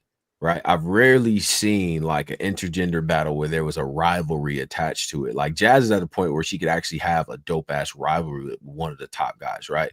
Like on some, they've been talking their shit back and forth or whatever the case might be. You know what I'm saying? I think that having really, like at this point, if I take all the legends out of it, all the notable type of people, right? We know what we're talking about when we say that, right? But take out the Hall of Fame jacket women. And you just left with that mid-tier of women, of which, again, there are a lot of talented ones. I want to see, you know what I mean, the Rock Lee versus Tasha's and the Rain, Fire, Moons versus Keys and the, like, you know what I'm saying, the Big Ice versus Tato. Like, I want to see they them gotta type stop, of matches because, like, having those as grudge matches as well, that builds it because think about the men. Yeah, but they gotta stop choking though, man. Or like these new artists gotta stop choking. Like I like for real. Like I'm tired of watching a battle, and it's a lot of new niggas I've been watching lately be choking, like a lot.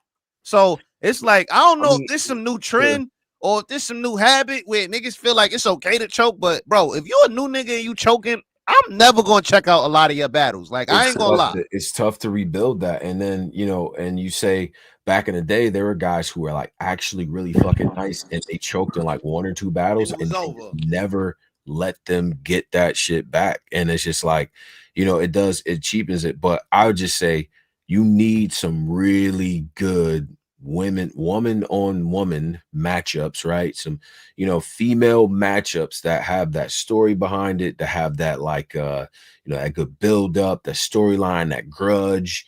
I do feel like the mid-tier needs a lot of that, and there are a lot of them that are really dope that just haven't battled each other yet because they kind of maybe they're just waiting to see like, damn, is Vixen or Official or one of these girls and come down from Mount Olympus and bless me with a battle. That's not how that shit is done, in my opinion. That I haven't seen the residual effect of that, but like, you know, matchups with like I would say like a matchup like Flames versus Eliza Versa was one of my favorite battles and shit, like of 2 women that was just going to fucking war. Remember how Official got lit? Official and C3 got lit at the same time battling each other. You know what I'm saying? So it's like, you know, and then they got into an intergender bag much later. Like, so you need the matchups with the ladies to move this shit forward. But I think it's 2 mid-tier ladies that could do it, you know. And also I think every card like should incorporate the women into their card. Like I feel like why not? It's like the women have a fan base, they have followings online. Why not incorporate? Like I don't think we should wait for Queen of the Ring or Chrome 23 to book the women. I think the women should be booking in rotation. Like that's the only. At this point, you gotta throw everybody in rotate. Yo, the WWE do it, nigga. They built up they women to yo, bro. The WWE built up they women, and like I would, if you would have told me 20 years ago, like the women would be headlining and have all this merch and everything, I'd have been like, yeah, all right, nigga. Like in wrestling, and now look at it. So it's the same thing can happen in battle rap. It's just somebody got to take the most anticipated matchups. These Becky Lynch's and Charlotte Flairs, and that's them, what I'm saying. You know what I'm saying? Sasha Banks and whatever the fuck. Like it's just like, bro, they done sold it to a point to where it's like even the guys gonna give it up too. Like, bro, listen, and I always remind like the younger women of this. At one point in battle rap, right? you could say, okay, the guys always had the talent and shit, but what motherfuckers was tuning into, what was really moving the culture was them early Queen of the Ring days. Go back to Vlad. Go back to them early face-offs with the ladies. Like, we was locked in because they was giving us compelling storyline. And You then don't ladies, remember Vlad fake started with battle rap, man. right? And ladies got the ability to get like messy and dramatic in a way that guys just don't, right? Like, they face-offs, every face-off was extra personal, and I'm a killer's bitch and I got something to prove, and all of that. We buy into the storylines with the ladies too. So, you know, you don't gotta wait for a jazz or a hustle battle or an official battle to tell us what time it is. You know what I'm saying? Capitalize on the matchup you got. Also, the women, like, y'all need to be touching every, like, I feel like y'all should tap in with all the platforms. Yeah. All the platforms, like even the little ones, like agreed. Any level, y'all should be tapping in with them, because y'all should be having y'all you know what I mean, y'all should just be promoting yourself amongst different communities, and that's how another way how you build your profile. That's a little low-key, a little cheat code too. That's an easy way to build your profile. Just keep, you know, when Caps live, call in the Caps. When this person, you know what I mean, just call in. I like what Bonnie does with like Bigo, for instance, right? And that's a place where she has a massive following on that app and everything, right? Like, so yeah, Bonnie is not really, like, I don't consider Bonnie. Oh no, I don't. I'm just using her as an example of somebody that said I'm gonna step out of the conventional battle rap spaces because not, you know, so to speak, not the actual spaces on Twitter, but I'm saying she stepped out of the conventional areas and formed her own lane, cultivated an audience, and then it's like, all right, well, they know me as a battler here too, so you know what I'm saying, I got a whole other fan base that fucks with me on some other stuff. So, you know, just don't be scared to branch out too, on top of utilizing the resources that's already at disposal. Like, you know, the ladies definitely have that license to go and do what you need to do, whatever it takes. Like, find your niche on top of that, man, and give us dope performances, man. Fuck that. How many times you seen the ladies steal a show? I feel like this new era, and it's not a bad thing, but I feel like they're very performance talk heavy, but when it actually come time to rap, niggas is choking, right? Niggas is stumbling, niggas is getting bodied, right? Niggas forget, like, it's just a lot of cringy shit. So I just feel like, yo, the newer class, y'all niggas need to be focusing, y'all need to be focusing on actually rapping and not effing up y'all material, and get the raps together first, then the promo. Like, y'all niggas got the promo, y'all promo be here, and then y'all raps be ass. So it's like niggas gotta, you know what I mean, they gotta figure that out. That's all. I'm being honest with niggas. I ain't here to be your friend. I'm being honest with you. Real. That's real. Now I ain't gonna lie, we at the time limit, y'all. Yeah, like, have y'all y'all spoke on this one last thing, last update from Hitman? Oh man, yeah, I had a little joint dropping, but yes, sir. Hitman said he issuing a challenge to VERB for boxing match. VERB, let's set up the boxing match. Winner takes all. Nobody gets money until they win. Ooh. Winner gets the money from the door in the pay-per-view. Loser. Now y'all know VERB ain't do VERB. If VERB now, Hitman, that I was saying, but I can say it now. If VERB is already trying to sue y'all for not working out a pay-per-view deal with him before, why the hell would he agree to a pay-per-view deal now? Come on, Hitman. Come on, Hitman. You would. I could have told you you're wasting your tweets on that one. You wasted 140 characters. I mean, were they going to do a third party like Shotgun Suge or something like that? Like, what are they got to do Gilly. They got to, like, respect the Shotgun Suge. They got to go Gilly Wallow on this. Gilly and Wallow kind of got this together. They kind of Philadelphia neutral spot for both of them. Yeah, if they gonna do this, they go to Gilly and Wallow. Gilly and Wallow get them a nice bag.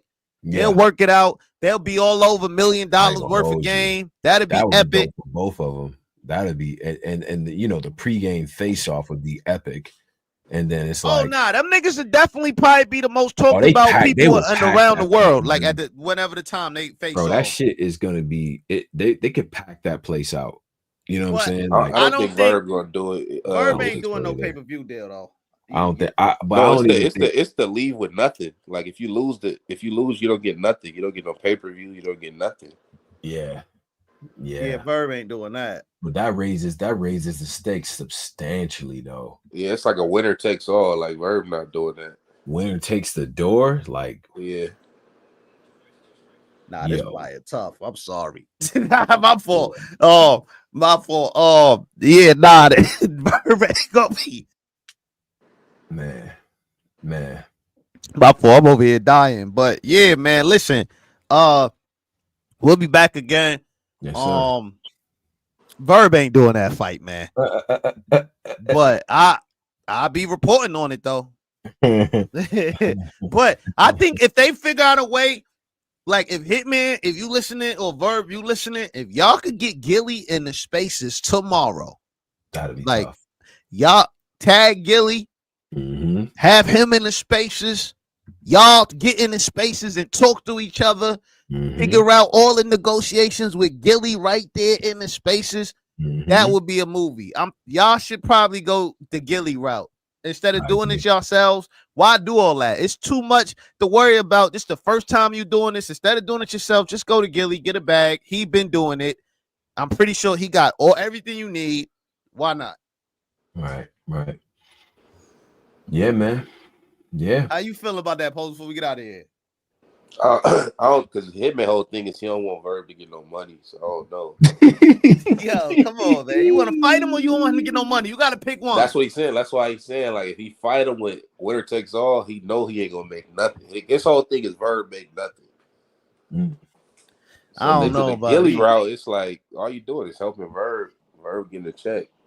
I mean, but you gonna beat him up in front of the world. You get your get back too. Still, all Verb gonna do is go back and what's name popping it. I got beat up, but nah, ain't no but. Ain't no I got beat up, but I got 50,000. A lot of you niggas get beat up for nothing. Like, you know, Verb on the twist shit.